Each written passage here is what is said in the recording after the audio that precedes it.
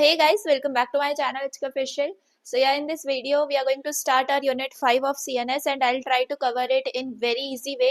And जैसे मैंने लिखा है complete notes with the PYQ reference, तो जैसे मैंने आपको unit 4 पढ़ाया है transport layer, the same way I'm going to explain you application layer. काफी ज्यादा easily आपको चीजें समझ में आ जाएंगी. कैसे टाइप के PYQs आपको last 3 years पूछे गए हैं वो भी समझ में आ जाएंगे एंड वो सारों का जो सोल्यूशन है वो भी आपके समझ में आ जाएगा. तो चलिए let start without wasting our time. तो यहाँ पर जो है एप्लीकेशन लेयर हमें पढ़नी है. तो जैसे OSI मॉडल का मैं आपको बार बार बताते आ रही हूँ क्योंकि हम हर यूनिट में कोई ना कोई लेयर को ही इन डिटेल पढ़ रहे हैं. तो यहाँ पर जैसे OSI मॉडल में हमारे पास 7 लेयर्स होती हैं. तो एप्लीकेशन लेयर जो है वो टॉप ऑफ लेयर है आपके OSI मॉडल की. एंड या बहुत ज्यादा इजी वे में हम इसको समझेंगे. फाइनली जो आप देखते हो अपनी स्क्रीन पे, जैसे आप जो एप्लीकेशंस यूज करते हो, क्लिक करते हो, टाइप करते हो, ये सारी चीजें जो हैं ये एप्लीकेशन लेयर के अंदर आपकी हो रही होती हैं.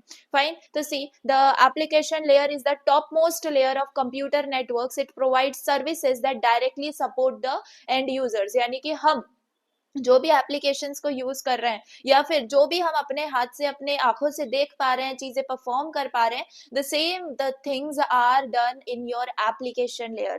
क्लियर. अब इसके कुछ की पॉइंट समझ लेते हैं. सबसे पहला है the world wide web email system and domain name system are the common applications of application layer service. ठीक है. तो कुछ सर्विसेज हैं जो हम डेली बेसिस पे यूज करते हैं, जैसे वेब ब्राउजिंग हो गया, आपका ईमेल हो गया, गूगल सर्चेस हो गए.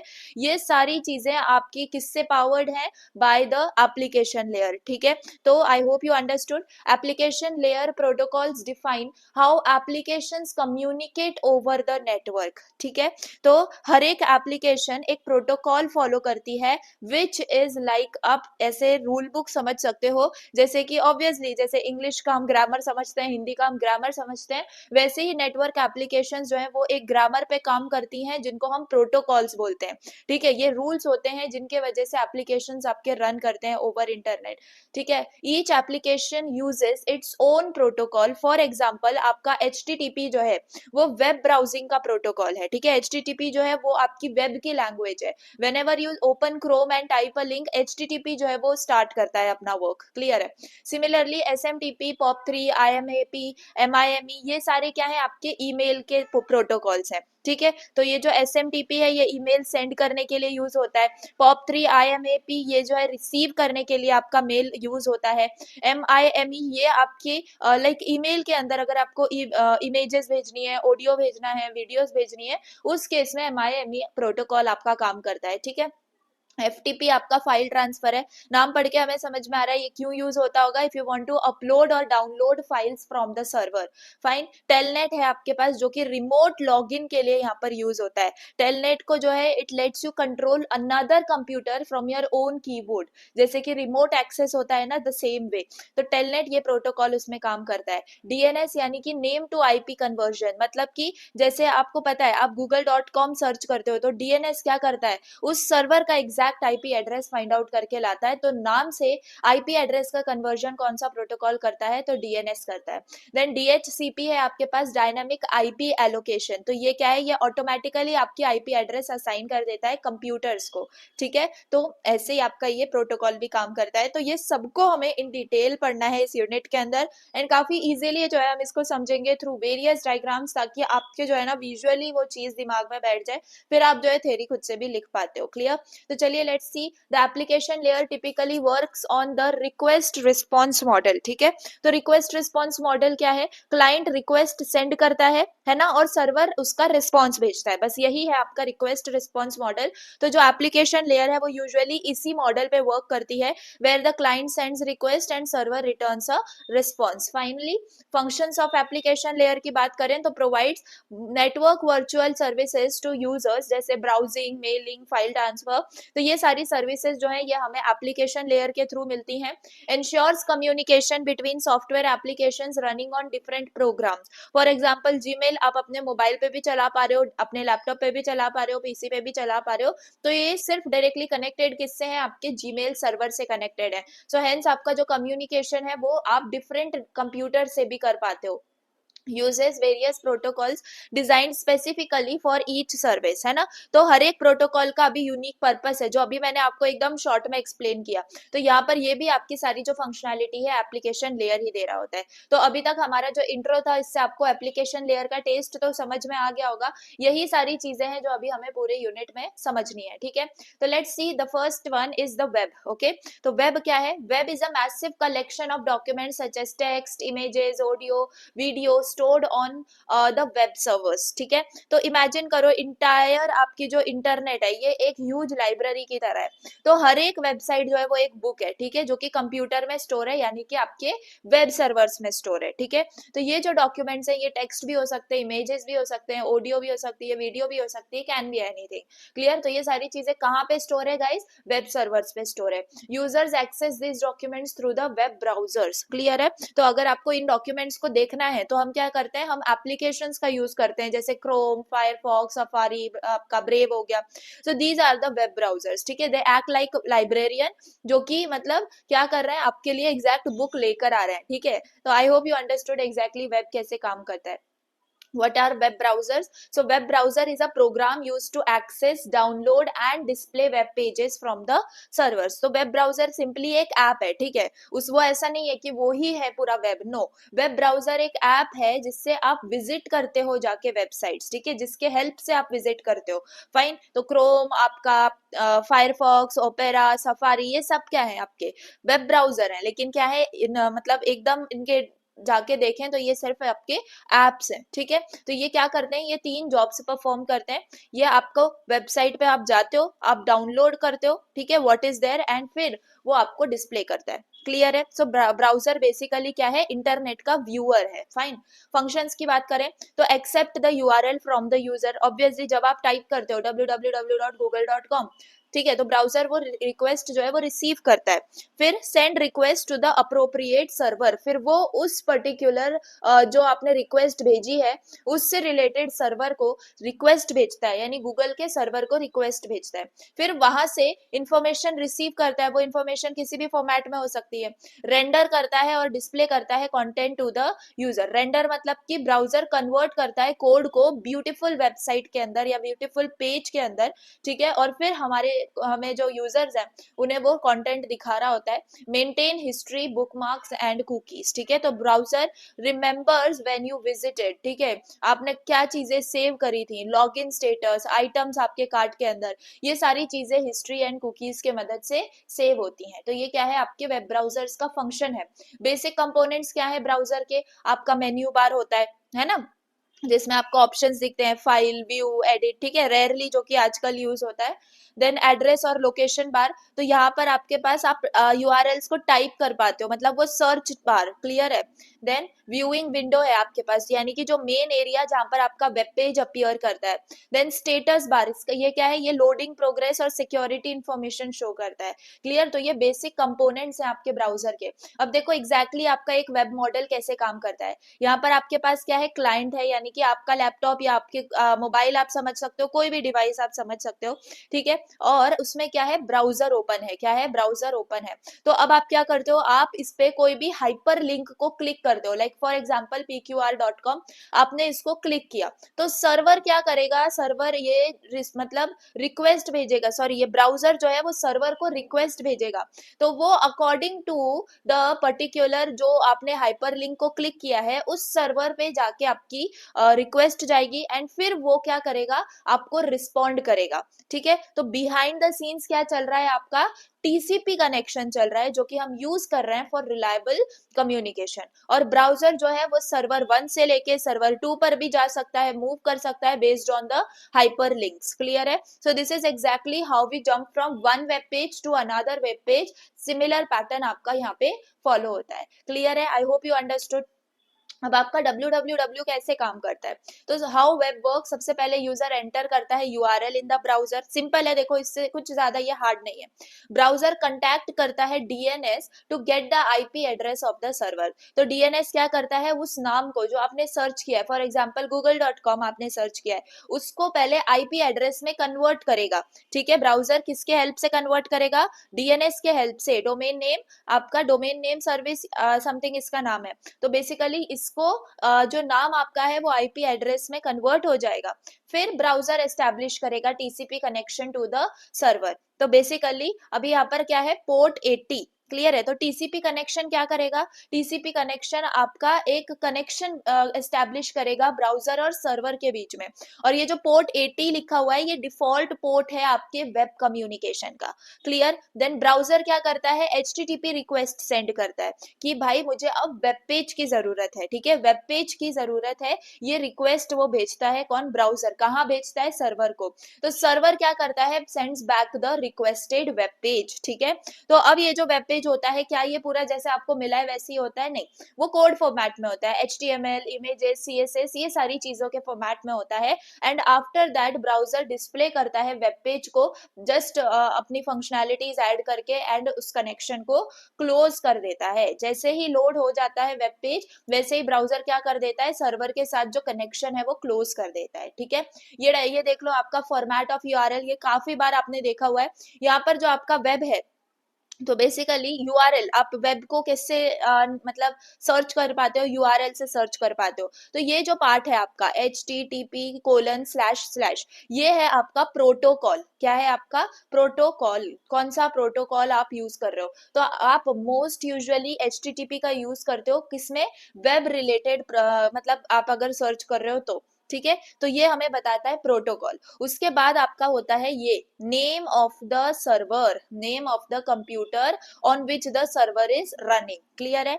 फिर है आपके पास ये क्या है, ये आइटम है जो कि आप सर्च कर रहे हो, ठीक है, उस पर्टिकुलर वेबसाइट पे। तो आपका ऐसे क्या है ना, आपका फॉर्मेट होता है यूआरएल का। I hope you understood it.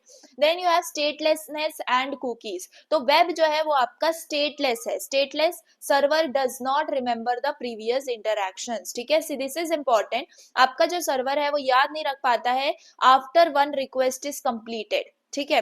तो हर टाइम जब आप रिक्वेस्ट भेजते हो फॉर अ न्यू पेज, तो सर्वर उसको as a new user treat करता है। This is why the web is called as stateless, clear है। To maintain user information, log in, cart items, a browser uses cookies, clear है। तो cookies क्या है, आपके स्मॉल पीसेस ऑफ डेटा है जो ब्राउजर स्टोर करके रखता है।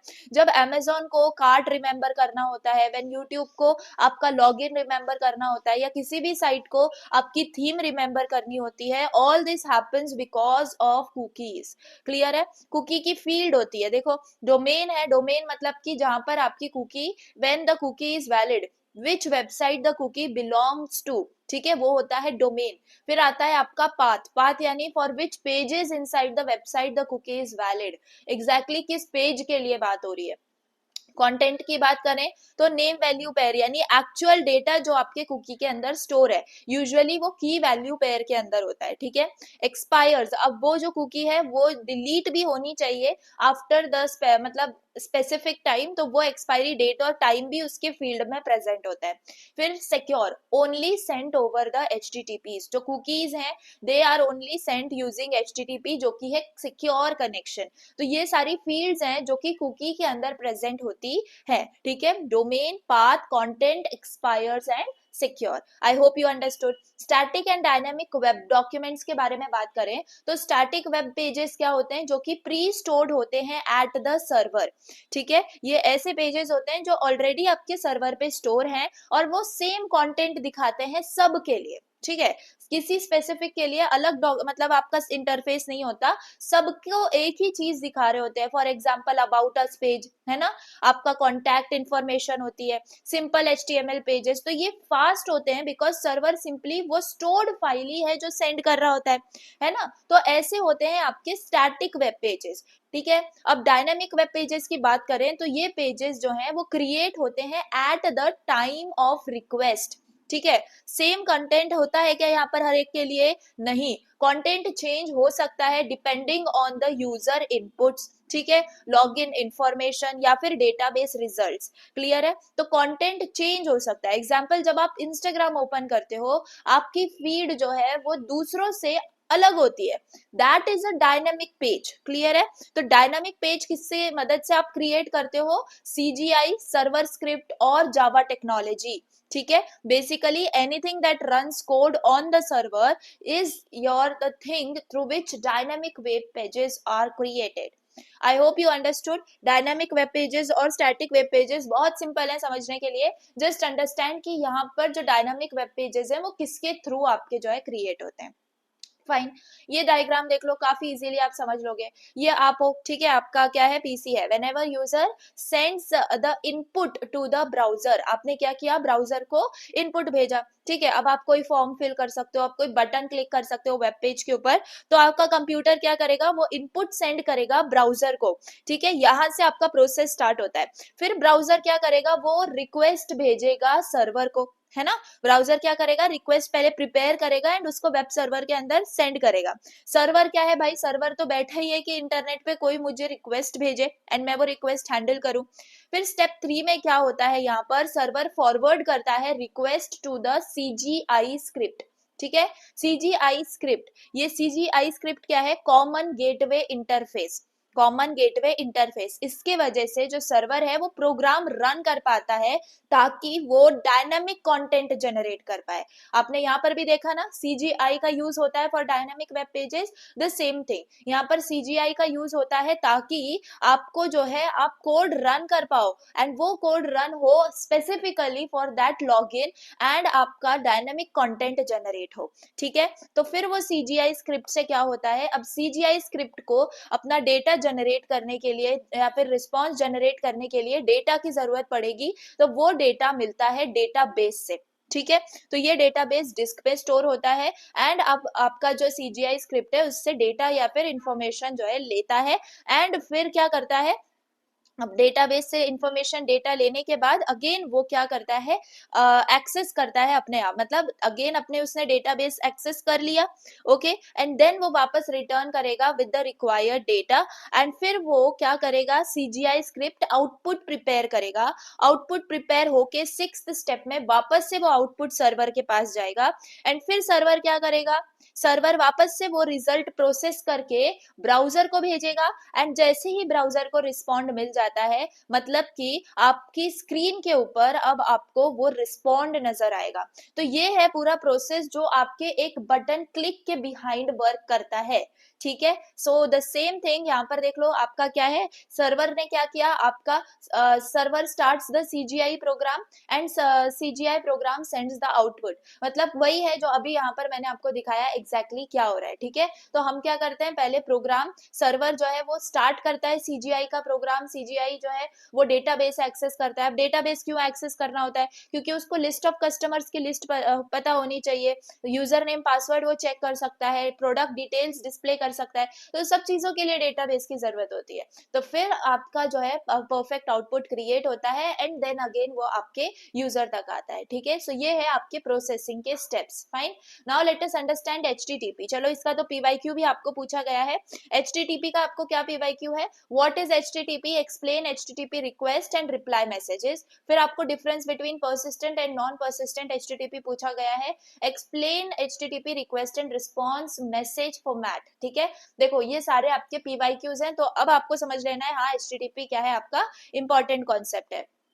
तो क्या है देख लो, HTTP it is the standard web protocol used between the browser that is client and the web server. तो HTTP सिंपली मैंने क्या बोला पहले ही आपको, ये आपके वेब की लैंग्वेज है। जब भी आप कोई वेबसाइट ओपन करते हो, ब्राउजर और सर्वर क्या करते हैं, एक दूसरे से बात करते हैं, तो वो बात या कम्युनिकेशन किस तरीके से होता है, it happens using HTTP। Clear है बात। अब HTTP की कैरेक्टरिस्टिक समझ लो, वर्क्स ऑन TCP, ये आपको याद रखना है। HTTP क्या यूज करता है, TCP को यूज करता है, which means reliable delivery, ठीक है। अब ये तो ट्रांसपोर्ट लेयर वाला हमने जो यूनिट पढ़ा है उसके बाद अब आपको बहुत क्लियर हो गया होगा TCP, ठीक है। और ये जो है पोर्ट 80 स्लैश और 80 जो है यूज होता है। तो ये जो पोर्ट 80 है ये नॉर्मल HTTP के लिए यूज होता है एंड ये जो है 8080 ये अल्टरनेट HTTP सर्विसेज के लिए यूज होता है। देन इट इज स्टेटलेस है, क्यों, server does not track the previous request. Clear है, हर टाइम आपकी जो रिक्वेस्ट होगी वो server server as a new user consider करेगा।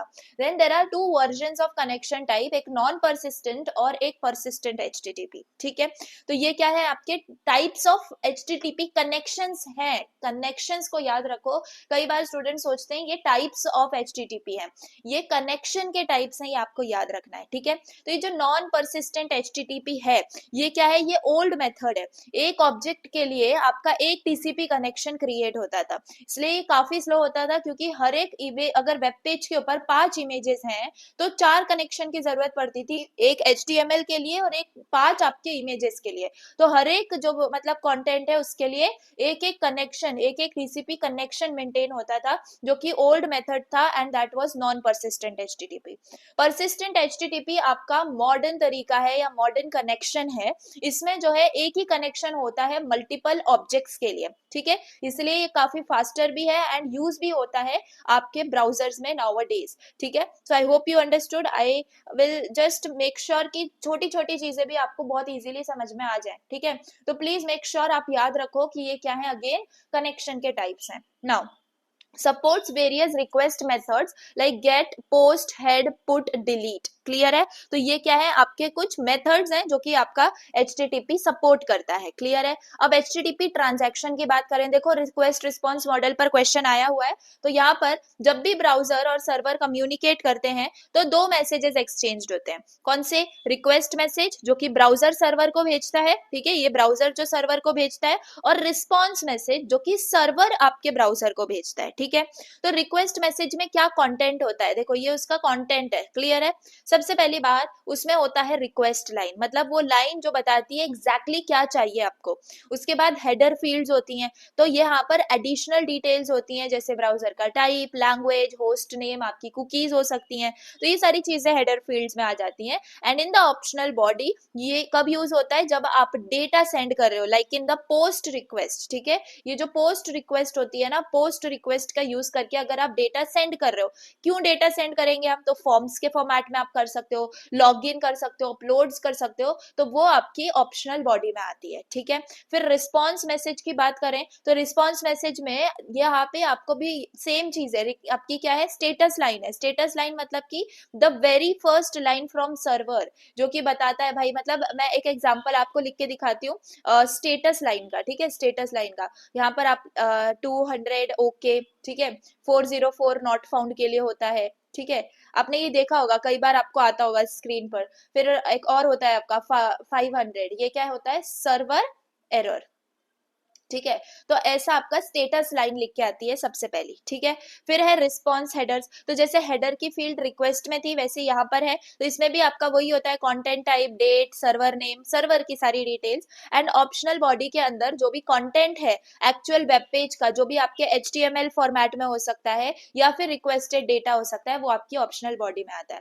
तो HTTP ट्रांजेक्शन का डायग्राम आप कैसे बनाओगे, see on the left you have client, on the right you have server. देखो अब ये लेफ्ट और राइट, ये हमेशा याद रखो, लेफ्ट में आप इतने सारे डायग्राम्स है ना इस यूनिट में, ताकि देखो आप क्लाइंट और सर्वर के बीच के जो भी कम्युनिकेशन है वो समझ पाओ। हमेशा याद रखो क्लाइंट आपका और सर्वर दोनों भी अपोजिट आपके रहेंगे। ओके, चलो अब क्लाइंट क्या सेंड करता है, रिक्वेस्ट, हेडर, बॉडी सेंड करता है। ठीक है, फिर आपका सर्वर क्या रिप्लाई करता है, सर्वर रिप्लाई करता है विद द स्टेटस कोड और जो भी मैसेज बॉडी है, एंड उसकी भी अपना रिस्पॉन्स और हेडर बॉडी होती है। तो बस इसको ही आपको बना के दिखाना है for a complete request response cycle. Clear है, ये काफी ज्यादा इंपॉर्टेंट है, आपको इसको रिक्वेस्ट रिस्पॉन्स साइकिल या फिर रिक्वेस्ट रिस्पॉन्स मॉडल के क्वेश्चन में जो है ड्रॉ करना है। कुछ भी नहीं है, बहुत ज्यादा सिंपल था। ठीक है, अब कंपोनेंट्स क्या है HTTP रिक्वेस्ट लाइन के, कौन सी रिक्वेस्ट लाइन भाई, ये वाली रिक्वेस्ट लाइन का क्या एग्जैक्ट कंटेंट है, तो देख लो। सबसे पहली बात, रिक्वेस्ट लाइन में क्या क्या होता है, आपका मेथड होता है। मेथड किसका क्या हो सकता है, गेट, पोस्ट, एक्सेट्रा, जो भी हमने देखे, पुट, ये सारे आपके मेथड होते हैं, ये सर्वर को बताते हैं कि कौन सा एक्शन परफॉर्म करना है। फिर आता है आपका URL मतलब एग्जैक्टली कौन सा वेब पेज या रिसोर्स आपको चाहिए, वो आता है।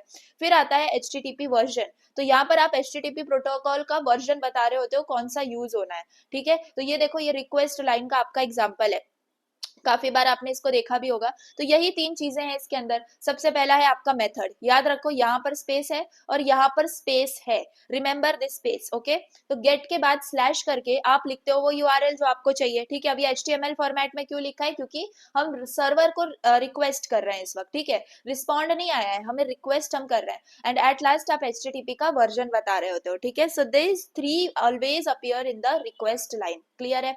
उसके बाद देखो ये भी आपका ये यूआरएल का एग्जांपल है। यूआरएल के एग्जांपल के अंदर आपको पता है यूआरएल में काफी पार्ट्स होते हैं। सबसे पहला होता है आपका ये देखो एचटीटीपी जो प्रोटोकॉल होता है, फिर आता है आपका www जो सब डोमेन है, फिर जो भी टेक्निकल पब्लिकेशन .org है, तो मतलब डोमेन का नाम आ गया आपका। .org क्या आता है, टॉप लेवल डोमेन, ठीक है, टॉप लेवल डोमेन। और /home.html यानी कि एग्जैक्ट वो स्पेसिफिक फाइल जो आपको फेच करनी है। सो यूआरएल क्या है, कंप्लीट एड्रेस है आपके वेब रिसोर्स का, क्लियर है। अब HTTP मेथड्स देख लो। गेट होता है, गेट क्यों यूज करते हैं, हमें अगर कोई डेटा रिसीव करना है या रिट्राइव करना है सर्वर से, है ना। जैसे कि आप google.com ओपन कर रहे हो, आप कोई लिंक क्लिक कर रहे हो, तो वो गेट मेथड से जाती है।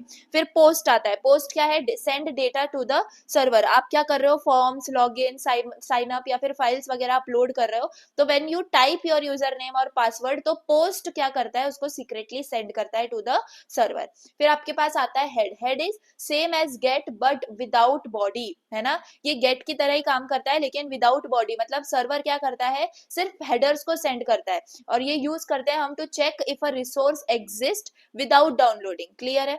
देन पुट की बात करें तो आप अपलोड कर रहे हो न्यू रिसोर्स, है ना। आप क्या कर रहे हो, ये बेसिकली आप पुट या फिर मतलब अपडेट कर रहे हो, क्रिएट कर रहे हो किसी फाइल को ऑन द सर्वर, तो तब पुट का यूज होता है। डिलीट, ऑब्वियसली किसी रिसोर्स को आपको डिलीट करना है, तो आप क्या करते हो, रिक्वेस्ट भेजते हो एंड वो सर्वर से डिलीट हो जाती है। कॉपी यानी कॉपी रिसोर्स, ऑब्वियसली ये एक रिसोर्स की कॉपी क्रिएट कर देता है, कहाँ करता है, सर्वर पे करता है, ठीक है। फिर आपके पास मूव है। मूव क्या है, मूव रिसोर्स के लिए है, जो कि एक रिसोर्स को न्यू लोकेशन पे मूव करने के लिए यूज होता है। लिंक और अनलिंक, ये सेट और रिमूव करता है लिंक्स को, ठीक है। इसका यूज करके हम सेट या रिमूव कर सकते हैं हाइपर लिंक्स को on the server side resources. फिर ऑप्शंस है आपके पास। ऑप्शंस मतलब कि कोई भी ask server about the available methods, तो ऑप्शंस आप क्लिक करोगे, मतलब राइट करोगे, तो जितने भी मेथड्स आपका सिस्टम सपोर्ट करता है वो आपको दिख जाएंगे, क्लियर है। So I hope you understood. सो यहाँ पर जो है आपका इतना था, क्या आपका HTTP मेथड्स पढ़े, कंपोनेंट्स पढ़े, एंड बेसिक HTTP का क्या सीन है वो देख लिया। अब ये रिस्पॉन्स फॉर्मेट क्या होता है, तो अभी हमने देखा क्या रिक्वेस्ट लाइन क्या होती है, जो कि आपकी क्लाइंट से थी। अब हमें देखना है ये जो रिस्पॉन्स आता है ना, वो कैसे आता है, या फिर हम इसको बोल सकते हैं रिस्पॉन्स का फॉर्मेट क्या होता है ना। तो हमेशा जब भी हम HTTP रिक्वेस्ट भेजते हैं, तो आपको अब समझ में आ गया एग्जैक्टली कैसे जाती हैं, क्या कंपोनेंट्स होते हैं, क्या चीजें होती हैं, राइट। अब रिस्पॉन्स फॉर्मेट के भी कंपोनेंट समझ लो। सबसे पहला होता है आपका स्टेटस लाइन, जो अभी हमने देखा, जो मैंने आपको लिख के भी दिखाया, इसी फॉर्मेट में वो स्टेटस लाइन होती है। फिर आपके रिस्पॉन्स हेडर्स होते हैं और मैसेज बॉडी होती है। क्या ये वही चीज है जो मैंने अभी आपको बताई थी, यस वही चीज है। बस हमको क्या करना होगा, इनके बारे में 2-3 लाइन आप लिखोगे। क्या लाइनें लिखोगे, जो मैं आपको बता रही हूँ, इसलिए तो मैं बोल रही हूँ ध्यान से सुनो। सी स्टेटस लाइन का आपका ये एग्जांपल है, ठीक है। इससे ये पता चलता है कि चलो ये HTTP का तो वर्जन है, कौन सा वर्जन है, 1.1 वाला वर्जन है। फिर स्टेटस कोड इसका क्या है, 200 है, 200 स्टेटस कोड है। 404 भी हो सकता है, 500 भी हो सकता है। और फिर उस स्टेटस का फ्रेज आ जाता है कि 200 किसका फ्रेज है, ओके का फ्रेज है, ठीक है। 404 किसका फ्रेज है, नॉट फाउंड का फ्रेज है। 500 किसका फ्रेज है, आपका सर्वर एरर का फ्रेज है। तो ऐसे आपकी स्टेटस लाइन दिख रही होती है। तो फॉर्मेट में देख लो, सबसे ऊपर आपकी स्टेटस लाइन आ गई। फिर हेडर इन्फॉर्मेशन आती है। तो हेडर इन्फॉर्मेशन में क्या होते हैं, आपके रिस्पॉन्स हेडर्स होते हैं, जिसमें आपको पता है एक्स्ट्रा पीसेस ऑफ इन्फॉर्मेशन जो कि सर्वर आपको भेज रहा होता है, वो मिलता है कि कौन, मतलब कौन सा सर्वर किसने रिस्पॉन्ड किया, कौन से टाइप का आपको फाइल भेजी है, कंटेंट की लेंथ क्या है, डेट टाइम क्या है, whether connection should remain open और नॉट। तो ये सारी चीजें आपके रिस्पॉन्स हेडर के अंदर होती है। ब्लैंक लाइन है एंड बॉडी। बॉडी में आपको पता है एक्चुअल कंटेंट होता है जो यूजर को चाहिए, वेब पेज, इमेज, वीडियो, जो भी डेटा होगा वो आपको यहाँ मिलता है, क्लियर है। सो आई होप आपको ये रिस्पॉन्स मैसेज फॉर्मेट समझ में आ गया। बाकी ये रिस्पॉन्स मैसेज का हेडर है। देखो जस्ट फॉर योर इन्फॉर्मेशन, इतना कुछ आपको लिखने की जरूरत नहीं है। अगर क्वेश्चन में सिर्फ आपको क्या पूछा गया है, क्वेश्चन किस टाइप का आता है, देखो मैंने आपको बताया। तो जनरल केस में आपको जितना याद रहता है, अगर ये स्पेसिफिकली पूछा है तभी बनाना, ठीक है। तो यहाँ पर है आपका रिस्पॉन्स मैसेज का हेडर। इसके अंदर जो है क्या है, सबसे पहली बात आपकी स्टेटस लाइन, ठीक है। स्टेटस लाइन में अगर HTTP/1.1 ये क्या है, आपका वर्जन है, और 300 ओके, क्लियर है। 300 क्या है, रीडायरेक्शन कोड है, but here they wrote okay for simplicity, clear है। अब यहाँ पर जनरल हेडर्स आपके होते हैं, जनरल हेडर्स के अंदर क्या होता है, आपकी डेट आ जाती है ना, आपका करेक्शन का क्या है, क्लोज है या फिर ओपन है, ये बता देते हैं। तो नॉन परसिस्टेंट एचटीटीपी जो है वो कनेक्शन क्लोज करता है आफ्टर द रिस्पॉन्स, तो उस केस में ये बहुत इंपॉर्टेंट है। फिर आते हैं आपके रिस्पॉन्स हेडर्स, तो इसमें आपकी देखो सर्वर की इंफॉर्मेशन होती है कि कौन सा सर्वर है, एक्सेप्ट रेंजेस, तो ये बाइट्स में एक्सेप्ट करता है, ठीक है। डाउनलोडिंग जो है वो पार्शियल कंटेंट ही अलाउ करता है, क्लियर है, ताकि बाद में डाउनलोड्स रिज्यूम भी हो जाए। सो ये है आपका रिस्पॉन्स हेडर के अंदर कंटेंट। एंटिटी हेडर्स होते हैं, एंटिटी हेडर्स के अंदर ये क्या डिस्क्राइब करते हैं, अगेन एक्चुअल बॉडी डिस्क्राइब करते हैं, तो इसीलिए तो ब्राउजर ने जो है HTML जो पेज एक्सपेक्ट कर रहा था वो यहाँ पे आता है। कंटेंट की लेंथ क्या है, फॉर एग्जांपल 200 बाइट्स हो सकती है। लास्ट कब मॉडिफाई किया, वो डेट आपकी यहाँ पर आती है, ठीक है, कब आपका लास्ट में वेब पेज अपडेट हुआ था वो, ठीक है। तो ये होता है एंटिटी हेडर्स में। ब्लैंक लाइन क्या है, कुछ नहीं, ये आपके एंड ऑफ हेडर्स जो है मार्क करती है कि जो भी हेडर्स थे वो आपके यहाँ पर है, बस दैट्स इट, क्लियर है।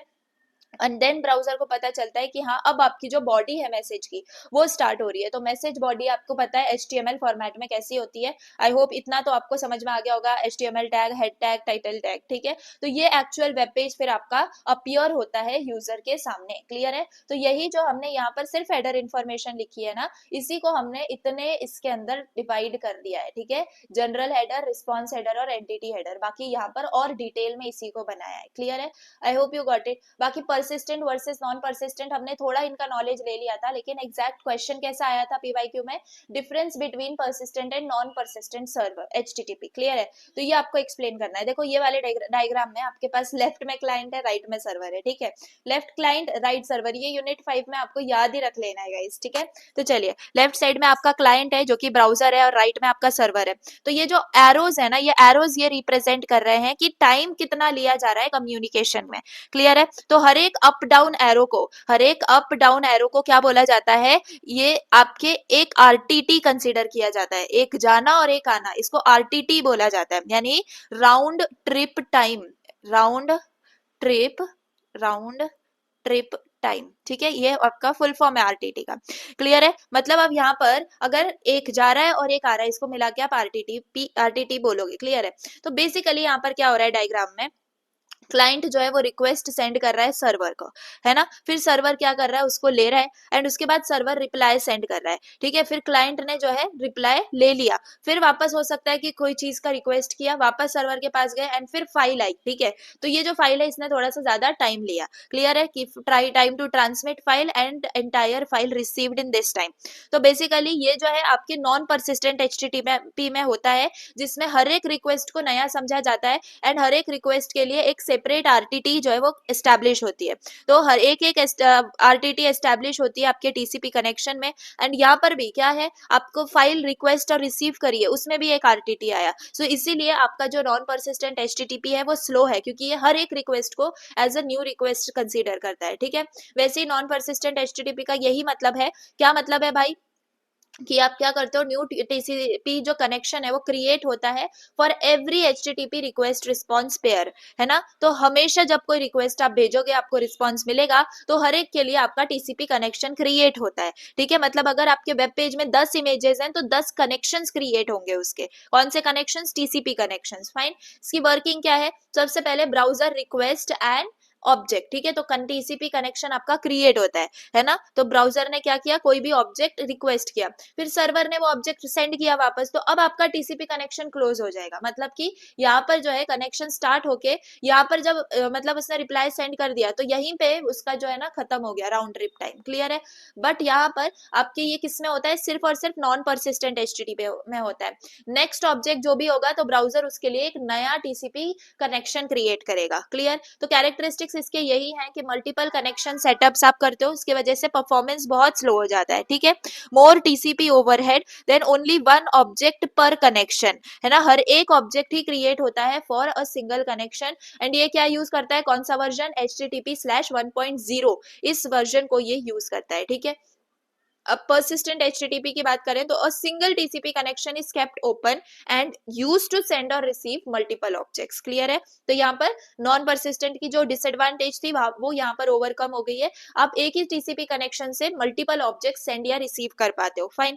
वर्किंग की बात करें तो ब्राउजर क्रिएट करता है एक टीसीपी कनेक्शन, उसके बाद जो सारी एचटीटीपी की रिक्वेस्ट और रिस्पॉन्स होते हैं वो सारे एक्सचेंज होते हैं इन द सेम कनेक्शन. फिर आपका कनेक्शन क्लोज होता है ओनली व्हेन क्लाइंट या फिर सर्वर ने क्लोज करने का डिसीजन लिया हो. ठीक है, ऐसे खुद ब खुद ही कनेक्शन क्लोज नहीं होता, इवन अगर क्लाइंट को चाहिए एंड सर्वर को चाहिए तभी क्लोज होता है. ठीक है. Characteristics obviously fewer TCP handshakes कम होते हैं तो फास्टर परफॉर्मेंस है.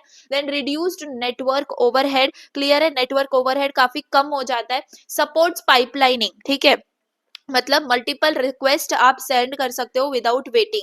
डिफॉल्ट जो है ये आपके 1.1 वर्जन और 2 वर्जन के अंदर देखा जाता है. क्या? Persistent HTTP. ठीक है. अब इसकी डिफरेंस जैसे आपको पूछा है तो पहले आप ऐसे ही एक्सप्लेन करो एंड चाहो तो ये डायग्राम बना के दिखाओ किसके लिए, नॉन परसिस्टेंट के लिए, और परसिस्टेंट के लिए यही पूरा का पूरा एक ही आरटीटी दिखाओ, है ना. तो इससे समझ में आ जाएगा डिफरेंस क्या है. ये लिखने के बाद एक छोटा सा डिफरेंस टेबल भी बना देना जिसमें ये जो सब है अभी हमने देखा क्या टीसीपी कनेक्शन में new connection for each request, यहाँ पर परसिस्टेंट में one connection for multiple request. Speed इसकी स्लो है, इसकी फास्ट है, इसका ओवरहेड हाई है, इसका लो है. एचटीटीपी का कौन सा वर्जन? 1.0, यहाँ पर 1.1 या फिर 2 वाला वर्जन.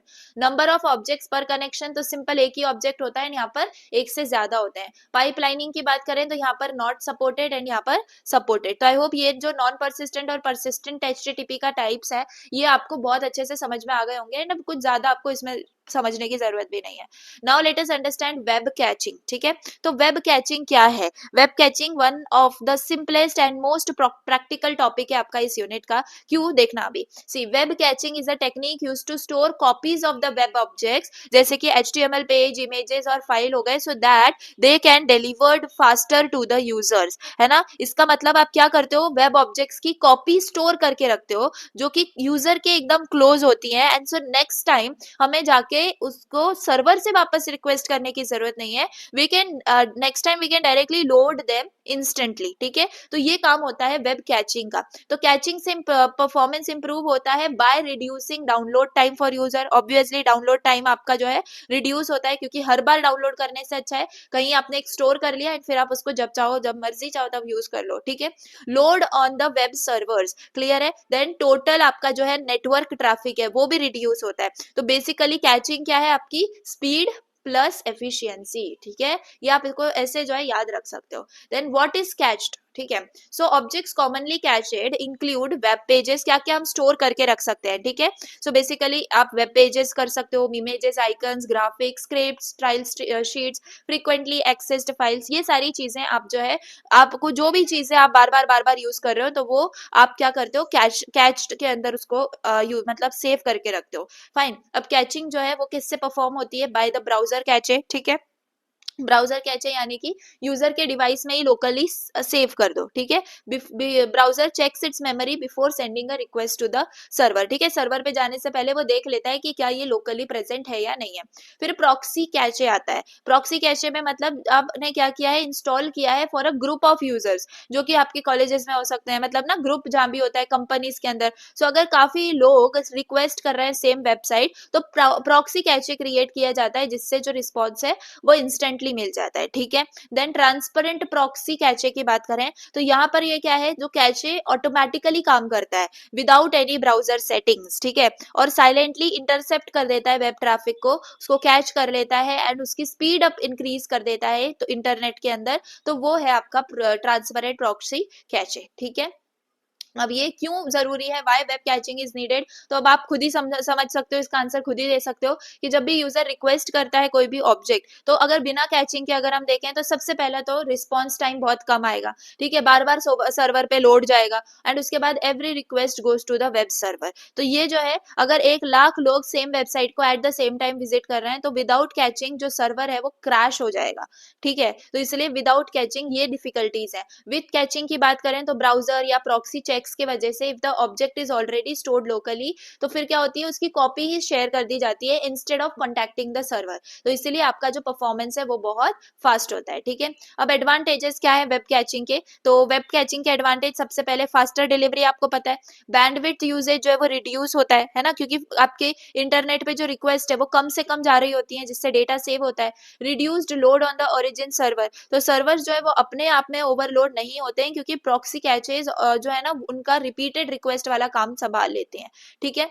देन ऑथोरिटेटिव कैचिंग, जिसको टीटीएल भी बोला जाता है। तो बेसिकली ये जो कैचे कॉपीज हैं इनको हमेशा फ्रेश और वैलिड होना चाहिए। सो एवरी कैचेड ऑब्जेक्ट के पास एक टीटीएल होता है, यानी कि टाइम टू लिव। तो टीटीएल यानी कि कितने टाइम तक वो कैचेड कॉपी जो है वो अलाउ करेगी to remain the valid thing, ठीक है। मतलब वो कब तक सही रहेगी या कब तक वो मतलब हमें वैलिड रिजल्ट्स दिखाएगी, वो हमें टाइम टू लिव वैल्यू में पता चलता है, ठीक है।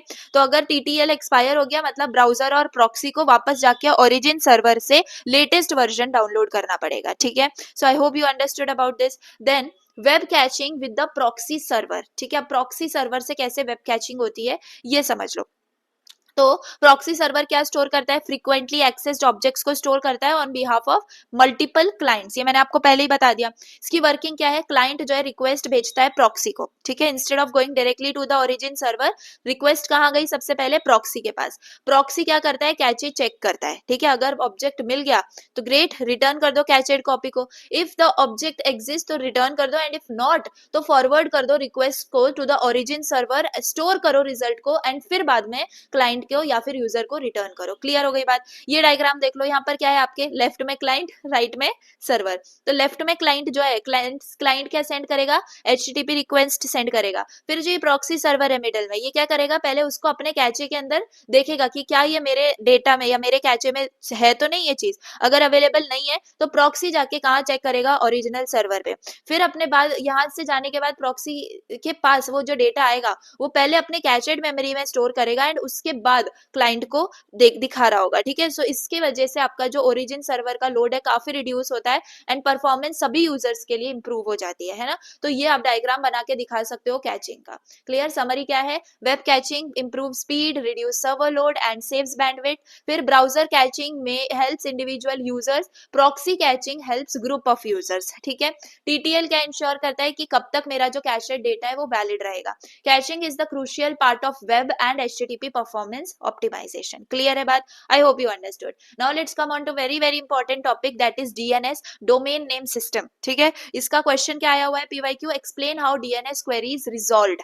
क्लियर है, तो देखो इसको ध्यान से सुनो, क्या है डीएनएस का full form, domain name system. So it is a distributed database system used to map domains like google.com to their corresponding IP address. तो बेसिकली डीएनएस का काम क्या है, डीएनएस में जब भी आप कोई नाम टाइप करते हो वेबसाइट का, जैसे google.com, तो आपका कंप्यूटर जो है करस्पॉन्डिंग आईपी एड्रेस जानना चाहता है उस पर्टिकुलर आपके जो भी सर्च है उसका। तो फिर वो आपका जो आईपी एड्रेस है वो किस, मतलब जो नाम आपने दिया google.com, वो आईपी एड्रेस में कन्वर्ट किसके हेल्प से हो रहा होगा, तो डीएनएस के हेल्प से हो रहा होगा। But humans can not remember IP, इसीलिए डीएनएस ने क्या किया, कन्वर्जन का काम ले लिया, एंड अब वो यूजर का जो नाम है वो आपका आईपी में कन्वर्ट कर देता है, ठीक है। और हमें इसके बाद की पता भी नहीं चलती है।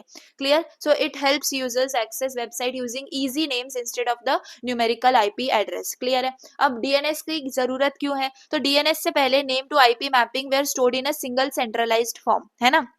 डीएनएस से पहले क्या होता था, सारी के सारी जो मतलब नेम क्या है, फॉर एग्जांपल गूगल है, ठीक है, google.com, तो इसका जो आईपी एड्रेस होगा, या फिर फेसबुक का जो आईपी एड्रेस होगा, है ना, या फिर इंस्टाग्राम का जो आईपी एड्रेस होगा, या कोई भी चीज का, वो सब एक फाइल में मेंटेन होता था, ठीक है, डीएनएस से पहले। तो इसके वजह से काफी प्रॉब्लम्स आती थी। क्या, पहली प्रॉब्लम तो could not scale for the growing internet, है ना। इंटरनेट तो बहुत ज्यादा फास्ट ग्रो करता है, तो अगर एक फाइल वो, मतलब मुझे बताओ, क्या एक फाइल में सारी चीजें आ सकती हैं, never, right, it can not handle millions of entries. तो ये सबसे पहली आपकी डिसएडवांटेज थी before DNS. Then required frequent updates, बार बार उसको अपडेट करना पड़ता था, क्योंकि एक फाइल में हमें काफी सारी एंट्रीज रखनी थी। प्रॉब्लम 3 है आपकी, कॉस्ट नेटवर्क कंजेशन, है ना। तो हर एक टाइम एक न्यू वेबसाइट अपीयर करती है, तो फाइल को जो है अपडेट करना पड़ता है हर चीजों को हर जगह। सो इसके वजह से अब नेटवर्क का कंजेशन में क्या हो जाता है, बड़ी फाइल है भाई, डाउनलोड होने में कितनी ज्यादा मशीन्स लगेंगी, तो ये नेटवर्क कंजेशन में आ जाता है। Had single point of failure, तो अगर एक फाइल गूगल ने एरर दिखा दिया तो whole internet will face that issue, ठीक है। तो ये था डीएनएस से पहले की इश्यूज। अब डीएनएस ने ये सारी प्रॉब्लम सॉल्व कर दी बाय डिस्ट्रीब्यूटेड डेटाबेस। हमने पढ़ा है डिस्ट्रीब्यूटेड डेटाबेस जिसमें डेटा स्प्लिट होता है अक्रॉस मेनी सर्वर्स। फिर आपके पास हिरार्किकल नेमिंग, तो इसमें क्या है, ये इजी टू ऑर्गेनाइज है। Then first reliable name resolution, मतलब कि क्विक आप जो है ना वेबसाइट के आईपीज देख सकते हो एंड फाइंड आउट कर सकते हो। क्लियर है? तो ये था आपके डीएनएस के लिए। डीएनएस कैसे दिखता है ऑन द इंटरनेट, तो टॉप पे आपको क्या दिख रहा है, रूट। क्लियर है? तो यहाँ पर यह है रूट सर्वर। इसके नीचे आपके पास क्या है, ये 3 डोमेन की कैटेगरीज है, inverse domain, generic domain, country domain, है ना। तो यहाँ पर ये क्या है, ये सारे आपके कैटेगरीज हैं या फिर आप ऐसे बोल दो मेन डोमेन्स हैं। क्लियर है? रूट सर्वर एकदम बॉस है and it knows where each domain category lives and वहीं पे वो जो है ना उनकी क्वेरीज को गाइड करता है अकॉर्डिंगली। क्लियर? अब डीएनएस कंपोनेंट्स की बात करें तो डीएनएस में क्या कंपोनेंट्स होते हैं, सबसे पहला डोमेन नेम होता है जो कि ह्यूमन रीडेबल नेम होता है। क्लियर है? जैसे फॉर एग्जाम्पल ये books.com something. Then name server की हम देखें तो software that maps name to the IP address, तो ये सर्वर होता है जो कि क्या करता है, आपका डीएनएस डेटाबेस का पार्ट है अगेन, एंड नाम को आईपी एड्रेस के अंदर कन्वर्ट करता है। फिर रिजॉल्वर है, रिजॉल्वर में क्या होता है, रिजॉल्वर में जब भी आप कोई यूआरएल टाइप करते हो तो रिजॉल्वर एक चीज पूछता है, what is the IP of this domain. ठीक है? तो ये डीएनएस के पास क्वेरी जाती है, तो ये होता है resolver. Then name cache, name cache के अंदर आप क्या करते हो, स्टोर करते हो recently resolved names to speed up the future lookups. Fine. Then zone होता है आपके पास, जोन क्या है, ये आपके डीएनएस नेम स्पेस का पोर्शन है जो कि एक पर्टिकुलर ऑर्गेनाइजेशन मैनेज करती है। ठीक है? So I hope you understood. तो ये थे आपके डीएनएस के सारे components, domain name, name server, resolver, name cache and zone. इनको आप याद रख सकते हो। अब इंटरनेट पे डोमेन कैसे काम करता है, देख लो। आपके पास ये क्या है, इनवर्स डोमेन। यहाँ पे ये सारे टाइप्स ऑफ डोमेन है, इनको ही देख लेते हैं, वो वाला डायग्राम भी प्रिपेयर हो जाएगा। सबसे पहले हमने जैसे अभी ऊपर देखा कि हमारे पास कितने टाइप के डोमेन है, 3, जेनेरिक, कंट्री और इनवर्स डोमेन। तो ये क्या है, देख लो। सबसे पहला आपका है जेनेरिक डोमेन, तो इसके एग्जाम्पल क्या है, ये देखो .com हम लिखते हैं, .edu हम लिखते हैं, .government लिखते हैं, जैसे यहाँ पर एग्जाम्पल दिए हैं, ये सारे जेनेरिक डोमेन के अंदर आते हैं। ठीक है? ये सारे जो डोमेन है ये किस में कैटेगराइज है, website based on the organisational classification, है ना। .com किसके लिए है, आपका कमर्शियल के लिए है। .edu ये किसके लिए है, एजुकेशन के लिए है। .gov किसके लिए, गवर्नमेंट के लिए है ना। तो .mil होता है, .mil आपके मिलिट्री के लिए। तो ये सारे जेनेरिक डोमेन्स हो गए। क्लियर है? तो ये आप देख सकते हो, रूट लेवल है आपका यहाँ पर डायग्राम में। यहाँ पर आपको दिख रहा है सारे टाइप्स, है ना, यही सारे टाइप्स हैं। वैसे ईडीयू के अंदर क्या हो सकता है, और भी डोमेन्स, सब डोमेन्स आ सकते हैं, है ना। तो आपका ऐसे जेनेरिक डोमेन्स क्रिएट होते हैं। फिर कंट्री डोमेन्स की बात करें तो 2 कैरेक्टर, जैसे कि इंडिया के लिए .in होता है ना। वैसे ही आपके हर एक जो है ना, जैसे यूएसए के लिए यूएस होता है। तो ये क्या है, कंट्री डोमेन्स है। ठीक है? जो कि कंट्री वाइज आपके चेंज होते हैं।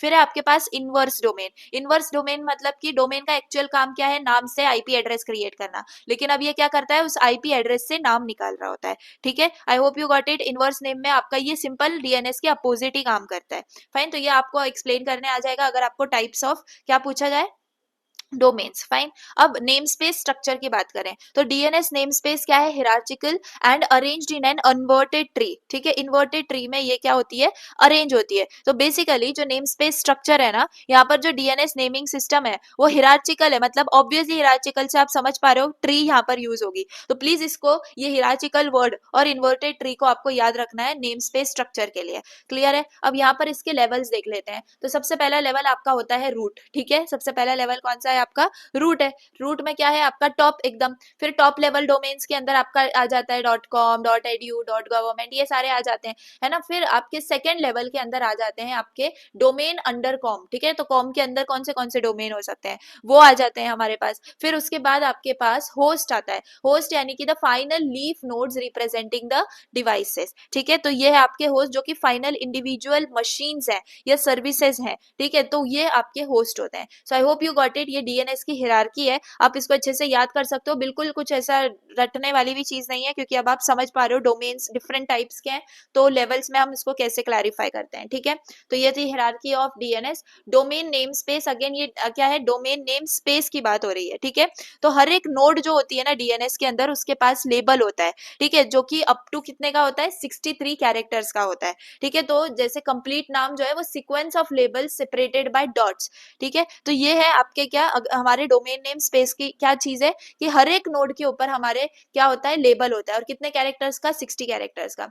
एग्जाम्पल आप ये लिख के दिखा सकते हो, ठीक है। टाइप्स ऑफ डोमेन नेम्स की बात करें तो टाइप्स ऑफ डोमेन नेम की अगर हम देखें तो फुल्ली क्वालिफाइड डोमेन नेम जिसको FQDN बोला जाता है, पार्शियली क्वालिफाइड डोमेन नेम जिसको PQDN बोला जाता है, ठीक है। तो ये जो फुल्ली क्वालिफाइड डोमेन नेम है, यहाँ पर इस नेम में क्या इंक्लूड होता है, आपका path from host to root, clear है। होस्ट से लेके रूट तक जो भी है आपका, वो सारे पाथ इंक्लूड होते हैं, ठीक है। So I hope you got it.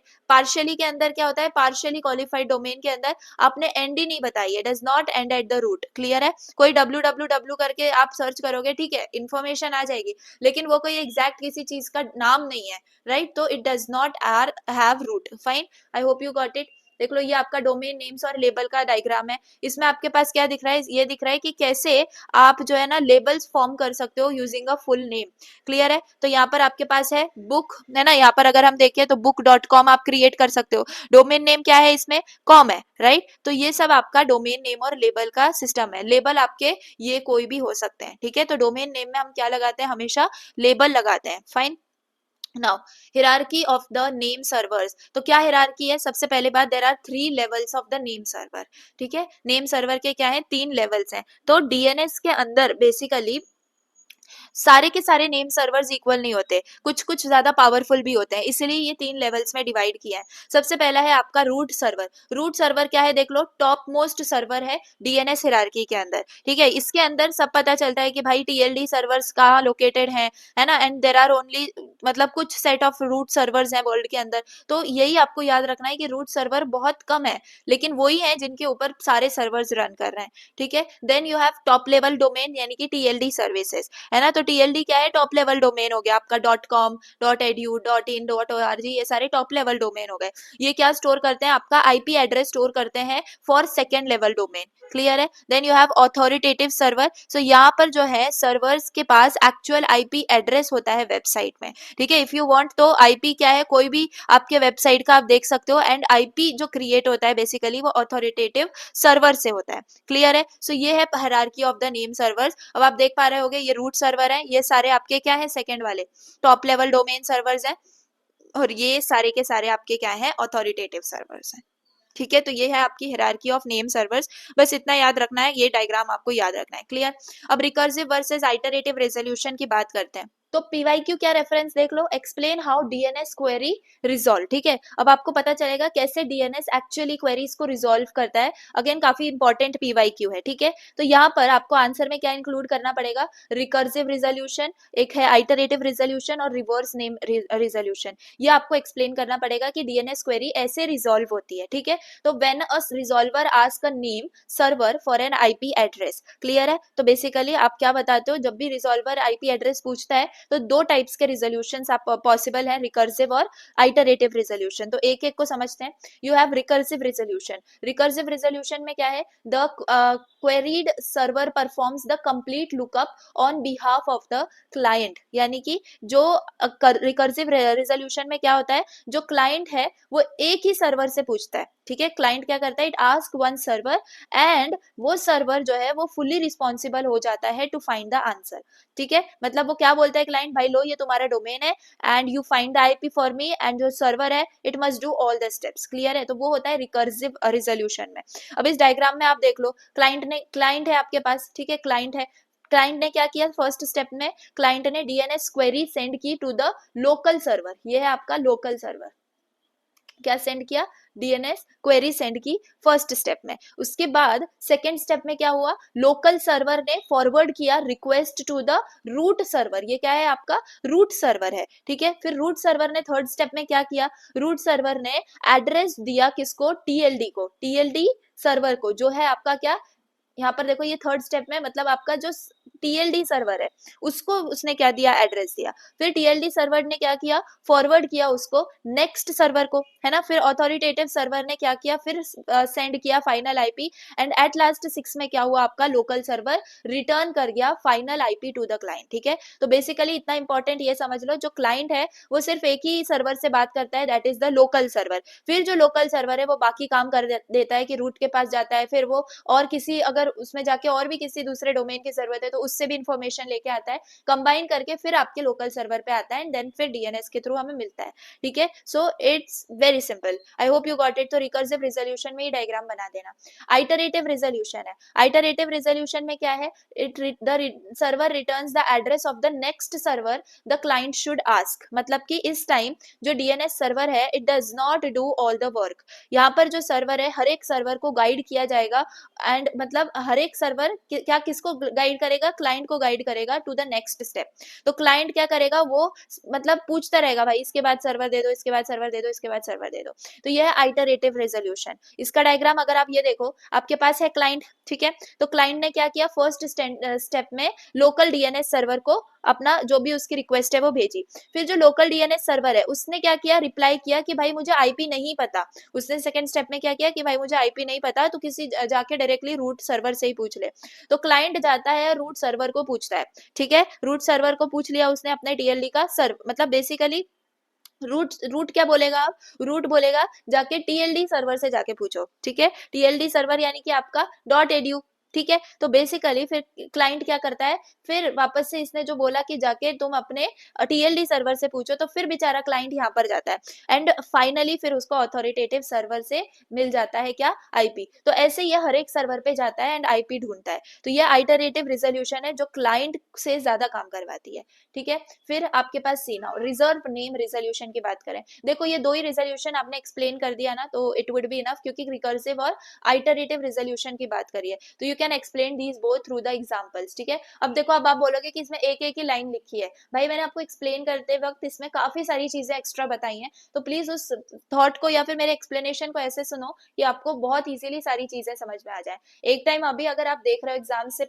आप काफी अगर एक हफ्ता 2 हफ्ता पीछे हो, तो ट्राई की आपने अभी जो देखा है फिर एग्जाम के जो भी गैप्स हैं उसमें भी वापस से वन शॉट्स रिवाइज करो, फिर जाके आप जो है नोट्स रिवाइज करो। मुझे फिर बताना अगर आपका वो सब्जेक्ट बैक रह गया हो तो। यही तरीका है, just understand the things from video, है ना। अगर आपको कुछ समझ में नहीं भी आ रहा है, फॉर योर सेटिस्फेक्शन वीडियो चला के रखो, कुछ ना कुछ तो दिमाग में जाएगा।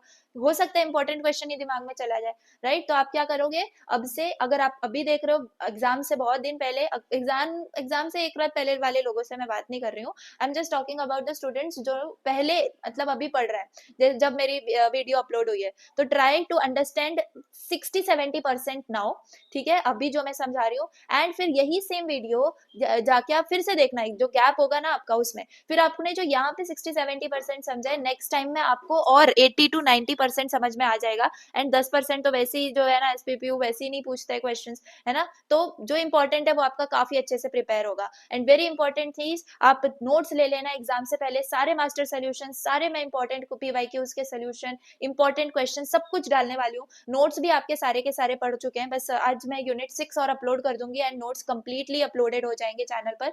फिर बाकी मैं धीरे धीरे मास्टर सोल्यूशंस भी पुट करती रहूंगी एज पर एग्जाम्स।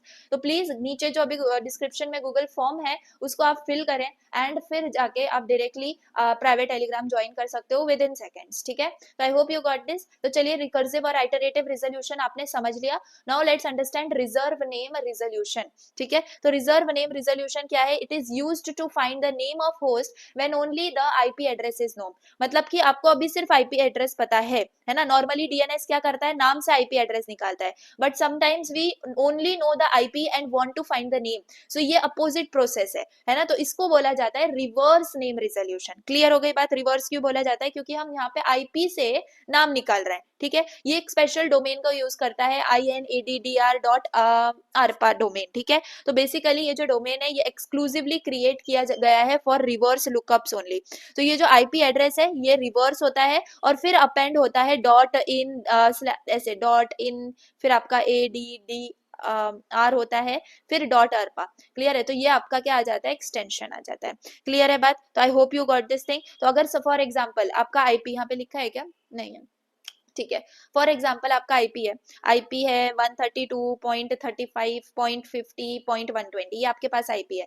तो फिर आपको रिवर्स क्वेरी में ये क्या मिल जाएगा, रिवर्स क्वेरी में आपका ये ऐसे बन के आएगा, फॉर एग्जाम्पल 120.50.35.132 एंड फिर आपका डॉट होके ये जो था ना पूरा ADDR फिर डॉट अरपा, ये आपका यहाँ हो जाता है, ठीक है। So I hope you got this कि ये कैसे रिवर्स नेम रिजोल्यूशन आपको मिलता है।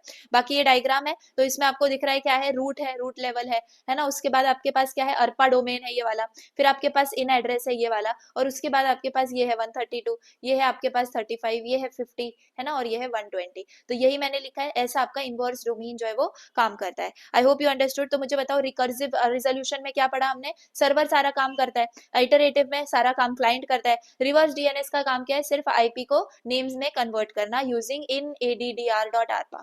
क्लियर है? I hope you got this thing. And बस यही चीजें चेक की जाती हैं देखो एग्जाम में कि आपने कितने डिटेल में चीजों को समझा है, ठीक है। Even if you draw this diagram and your पीछे वाले रोल नंबर ने और आगे वाले रोल नंबर ने नहीं किया, तो ये आंसर को ज्यादा आपके मार्क्स मिलने के चांसेस होते हैं। इवन सब अगर यही वीडियो देख के जाएंगे तो सभी बना लेंगे। तो प्लीज ट्राई कि आप फोकस करो एंड चीजें जो मैं एक्सप्लेन कर रही हूँ ना उनको ज्यादा से ज्यादा डाइजेस्ट करने की कोशिश करो। आई एम नॉट टेलिंग कि एक एक लाइन मेरी आपको याद होनी चाहिए, जस्ट ट्राई टू अंडरस्टैंड कि हाँ मैं जो समझा रही हूँ वो आपको एज अ स्टोरी समझ में आ रहा हो। क्लियर है?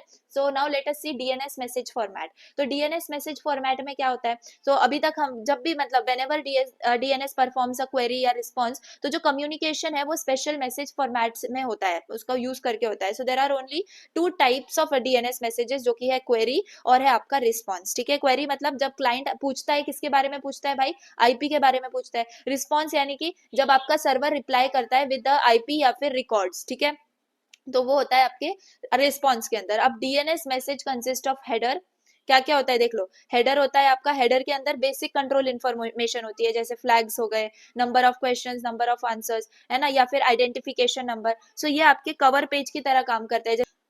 जैसे आपके डॉक्यूमेंट होता है उसका कवर पेज होता है, उसमें सारी इन्फॉर्मेशन होती है, बेसिक वो इन्फॉर्मेशन आपकी हेडर में स्टोर होती है। फिर आपके पास क्वेश्चन आता है, क्वेश्चन यानी कि क्लाइंट को क्या चाहिए, what is the IP of google.com, तो ये ऐसा क्वेश्चन आपका यहाँ पे होता है। फिर आंसर आता है, आंसर ये ऐसा सेक्शन है, अगेन आपको एक्चुअल रिस्पॉन्स मिलेगा, आईपी एड्रेस मिलेगा, जो भी है ना। फिर अथॉरिटी है, अथॉरिटी यानी information about the authoritative name server for this domain, कौन सी अथॉरिटी है जो इस सर्वर को मेंटेन कर रही है। एडिशनल इन्फॉर्मेशन है, यानी कि अगेन एक्स्ट्रा हेल्पफुल इन्फॉर्मेशन, जैसे कि आईपी हो गया दूसरे अथॉरिटेटिव सर्वर का। तो ये सारी चीजें हैं। So I hope you understood about this. तो ये आपके डीएनएस मैसेज के मतलब कंटेंट है। यहाँ पर देख लो आपका क्वेरी और रिस्पांस, मैंने क्या बताया आपको, दो टाइप के ही तो मैसेज होते हैं, क्वेरी मैसेज और रिस्पांस मैसेज। देखो यहाँ पे बताया डीएनएस के मैसेज कौन से टाइप के होते हैं, क्वेरी और रिस्पांस। यहाँ पर भी याद रखो ये कोई डीएनएस के टाइप्स नहीं है, डीएनएस मैसेजेस के दो टाइप्स हैं, ठीक है। जो बहुत ज्यादा इंपॉर्टेंट चीज है वो आप भूल जाते हो, तो इसलिए मैंने याद दिला दिया। अब चलो क्वेरी मैसेज की बात करें, तो इसके अंदर सिर्फ और सिर्फ हेडर होता है और क्वेश्चन होता है, बिकॉज क्लाइंट क्या है, सिर्फ वो पूछ रही तो है, उसको थोड़ी ना पता होता तो पूछता क्यों। तो रिस्पॉन्स मैसेज में क्या होता है, फिर रिस्पॉन्स वाले की हेडर, है ना, हेडर आता है, फिर उसके बाद क्वेश्चन आता है जो कि यहाँ से ही कॉपी करा हुआ क्वेश्चन है, क्या है, कॉपी करा हुआ क्वेश्चन है, फिर उसका आंसर आता है, ठीक है, फिर उसके ऑथोरिटेटिव पार्ट की इंफॉर्मेशन आती है, फिर उसके बाद एडिशनल इन्फॉर्मेशन पार्ट। तो आपको ये दोनों भी जो है ड्रॉ करके दिखाना होगा। तो ये क्या है, क्वेरी एंड रिस्पॉन्स मैसेज। अब जनरल फॉर्मेट देख लो डीएनएस का कैसे दिखता है, बहुत सिंपल है। अभी आपने काफी चीजें समझ ली डीएनएस की, ये इजीली समझ में आ जाएगा। ये तो चलो बाय हार्ट हो गया होगा, question, answer, authority, additional information, है ना। डीएनएस क्या स्टोर करता है, सारी इन्फॉर्मेशन स्टोर करता है in the form of resource records, ठीक है, रिसोर्स रिकॉर्ड्स के फॉर्मेट में। तो वही हम जो है इसके बाद पढ़ेंगे, लेकिन अभी के लिए बस इतना, ये जनरल फॉर्मेट में समझ लो कि यहाँ पर ये क्या है, अगेन आपके पास ये बिट्स हैं, ठीक है। तो आइडेंटिफिकेशन है आपके पास हेडर के अंदर, फ्लैग्स है आपके पास, फ्लैग्स में आपका क्या आ सकता है कि क्या ये क्वेरी है ना, या फिर रिस्पॉन्स है ना, या फिर रिकर्जन है, कुछ भी यहाँ पर आपका फ्लैग्स के अंदर आ सकता है। फिर नंबर ऑफ कितने क्वेश्चंस हैं भाई, है ना, फिर नंबर ऑफ आंसर्स, फिर number of authority, number of additional records. तो ये तो बस नंबर ही लगाना है, यही चारों नाम लिख दो।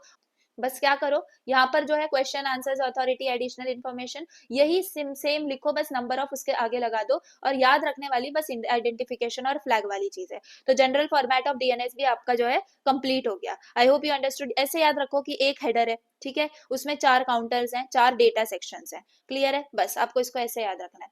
फिर है आपके पास रिसोर्स रिकॉर्ड। तो मैंने अभी आपको क्या बोला रिसोर्स रिकॉर्ड के बारे में, जो डीएनएस है वो सारी इन्फॉर्मेशन स्टोर करता है in the form of resource record.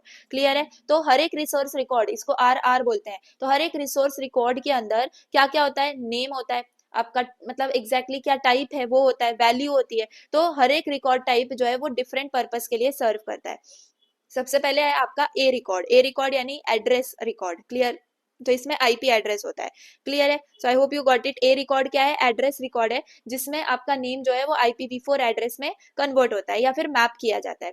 फिर सी नेम, सी नेम क्या है? कैनोनिकल नेम, कैनोनिकल नेम मतलब अलायस नेम जो कि दूसरे डोमेन को दिया जाता है ना। www क्या है? एक्चुअल डोमेन नेम है, तो आप मतलब ऐसा समझ लो सी नेम क्या है? उसका निक नेम है। क्लियर? जो कि दूसरा नाम है, कैनोनिकल नेम है। देन हिन्फो, हिन्फो क्या है? होस्ट इन्फॉर्मेशन, है ना। तो ये क्या प्रोवाइड करता है कि भाई सीपीयू का टाइप क्या है, ऑपरेटिंग सिस्टम क्या है, तो ये होस्ट की इन्फॉर्मेशन आ गई। फिर आपके पास एमएक्स यानी कि मेल एक्सचेंज, एमएक्स यानी मेल एक्सचेंज, तो ये बोलता है कौन सा सर्वर हैंडल करेगा ईमेल्स को फॉर अ डोमेन, है ना, तो यहाँ पर एमएक्स उसका यूज करता है। पीटीआर यानी pointer for server, reverse lookups, है ना। तो पीटीआर से क्या होता है? अगेन ये रिकॉर्ड के लिए एक पॉइंटर है जो कि रिवर्स लुकअप जो है ना उसके लिए यूज होता है। अगर आईपी से आपको नाम लेके आना है, कन्वर्ट करना है, तो उसमें पॉइंटर का यूज होगा। फिर आपके पास है एनएस, एनएस यानी नेम सर्वर, तो ये स्पेसिफाई करता है भाई कौन सा सर्वर अथॉरिटेटिव है फॉर दिस डोमेन। क्लियर है? I hope you got it. बहुत ज्यादा इजीली इस चीज को आप याद रख सकते हो। कैसे? ACHMPN, ठीक है। तो एड्रेस है, फिर आपका सी नेम यानी कि चाइल्ड नेम, फिर आपके पास होस्ट इन्फो, फिर आपके पास है मेल एक्सचेंज, इसको मेल एक्सचेंज, फिर pointer and then name server, ठीक है। तो आपको इसको ऐसे याद रखना है। चलो अब डीएनएस की बात करें, दैट इज डायनामिक डीएनएस। देखो डीएनएस का कोई भी कैसे भी क्वेश्चन आ सकता है, जैसे अभी हमने पीवाईक्यूज में ही देखा डीएनएस का कॉन्सेप्ट ही स्टार्ट करने से पहले, तो कैसे कैसे टाइप के क्वेश्चंस आए हुए हैं ये आपने देखा। डीएनएस इंपॉर्टेंट है गाइस, इंपॉर्टेंट है। See explain how DNS queries are resolve, तो पहले तो आपको डीएनएस का इन्फॉर्मेशन यहाँ पर लिखनी पड़ेगी, ठीक है। फिर हमें डीएनएस क्यों चाहिए, फिर उसके टाइप्स आप यहाँ पर डोमेन लिख के दिखाओगे, है ना। तो ऐसे ही आपको दिखाना है कैसे रिजॉल्व करते हो, कौन से रिजोल्यूशन का हमने यूज किया, बस वही आपको एक्सप्लेन करना है। अब अगर उसके अंदर डिटेल में, अब ये आपको ये तो एक्सप्लेन करना ही है ना, डीएनएस क्वेरी रिजॉल्व कैसे होती है उसके लिए आपको ये एक्सप्लेन करना है।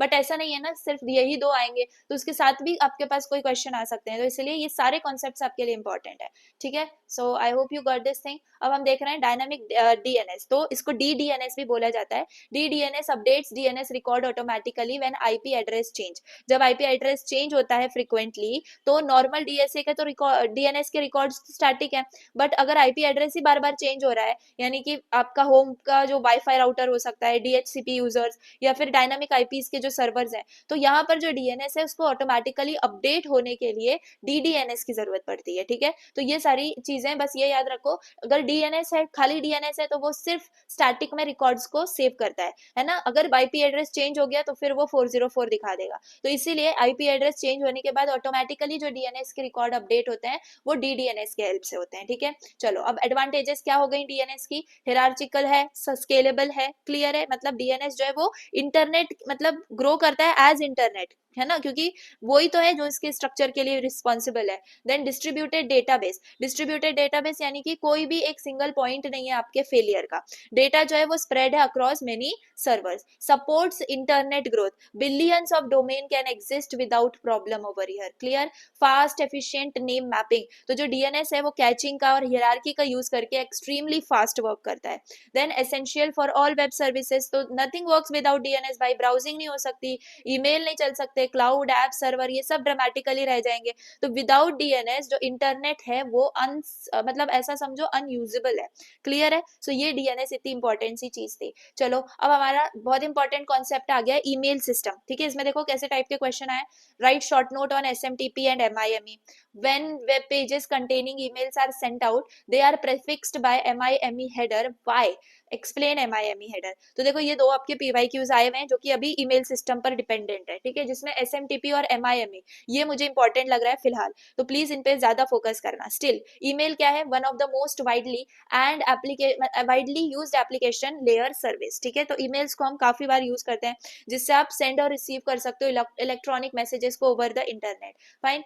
या जो मैंने अभी आपको बोला, the email system is made of 3 major component. सबसे पहला है यूजर एजेंट, है ना, यूजर एजेंट को ही हम यूए बोलते हैं, जो कि है आपका ईमेल क्लाइंट, क्लियर है। तो यूजर्स क्या कर रहे हैं यहाँ पे? क्रिएट कर रहे हैं, सेंड कर रहे हैं, रीड कर रहे हैं, रिप्लाई कर रहे हैं ईमेल्स को यूजिंग योर यूजर एजेंट, ठीक है। फिर मैसेज ट्रांसफर एजेंट है, मैसेज ट्रांसफर एजेंट में ये क्या करता है? ये ईमेल्स ट्रांसफर करता है बिटवीन द सर्वर्स, ठीक है। यहाँ पर ही आपका एग्जांपल आ जाता है एसएमटीपी का, ठीक है। SMTP यानी सिंपल मेल ट्रांसफर प्रोटोकॉल, ठीक है। ये यूज होता है बेसिकली, हम इसका भी बारे में डिटेल में समझेंगे, बस अभी के लिए मैसेज ट्रांसफर एजेंट यानी MTA का वर्क समझ लो। ये क्या करता है, ईमेल को ट्रांसफर करता है बिटवीन द सर्वर्स। फिर मैसेज एक्सेस एजेंट है MAA, ये क्या अलाउ करता है यूजर्स टू रीड ईमेल, जैसे कि POP3 और IMAP। POP3 क्यों यूज होता है मैंने बताया था, डाउनलोड या डिलीट करने के लिए। IMAP क्यों यूज होता है, रीड करने के लिए emails from server without deleting. Clear है, तो इसके वजह से आप क्या कर पाते हो, रिट्राइव कर पाते हो या रीड कर पाते हो ईमेल्स को।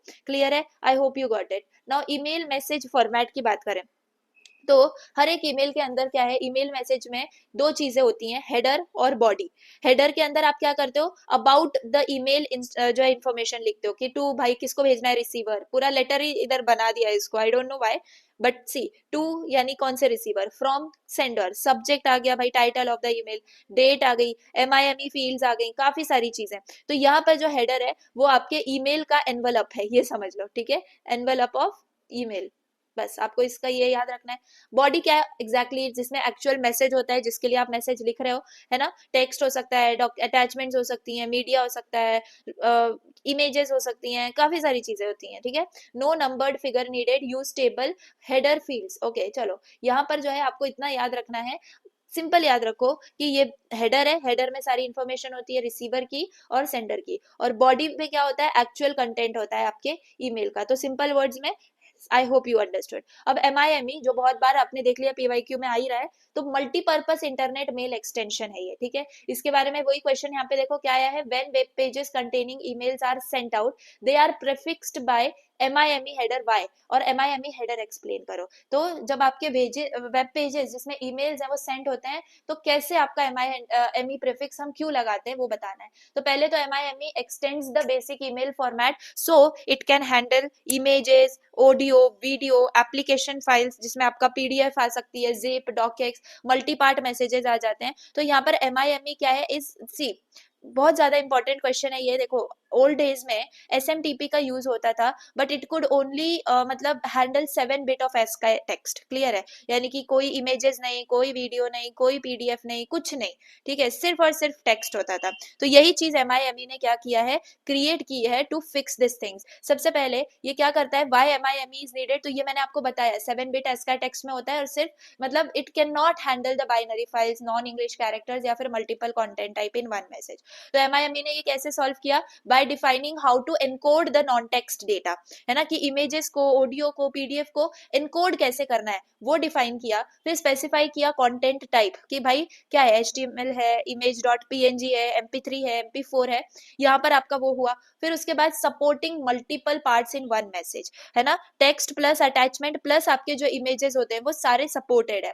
Then enabling attachments and rich media. Clear है, तो MIME इस टेक्नोलॉजी की वजह से आपका जो मॉडर्न ईमेल है वो पॉसिबल है। क्लियर है, ये देखो MIME का हेडर कैसे दिखता है, यहाँ पर आपके पास ईमेल का हेडर है, ईमेल की बॉडी है, ईमेल का हेडर, ईमेल की बॉडी। अब MIME हेडर क्या है, इन दोनों के बीच में बैठता है, हेडर और बॉडी के बीच में बैठता है। तो इसमें क्या है, स्पेशल फील्ड्स क्या है, what format the content is, basically पहले तो उसका वर्जन आ जाएगा, फिर कौन से फॉर्मेट में, क्या टाइप है, फिर कंटेंट ट्रांसफर एनकोडिंग, क्या एनकोडिंग करने की जरूरत है ना, देन कंटेंट ID, फिर कंटेंट का डिस्क्रिप्शन। बस यही होती हैं 3-4 चीजें जो कि MIME हेडर में होती हैं। बस ये याद रखो, ईमेल हेडर और ईमेल बॉडी के बीच में MIME वर्जन जो है, सॉरी MIME हेडर जो है वो प्रेजेंट होता है।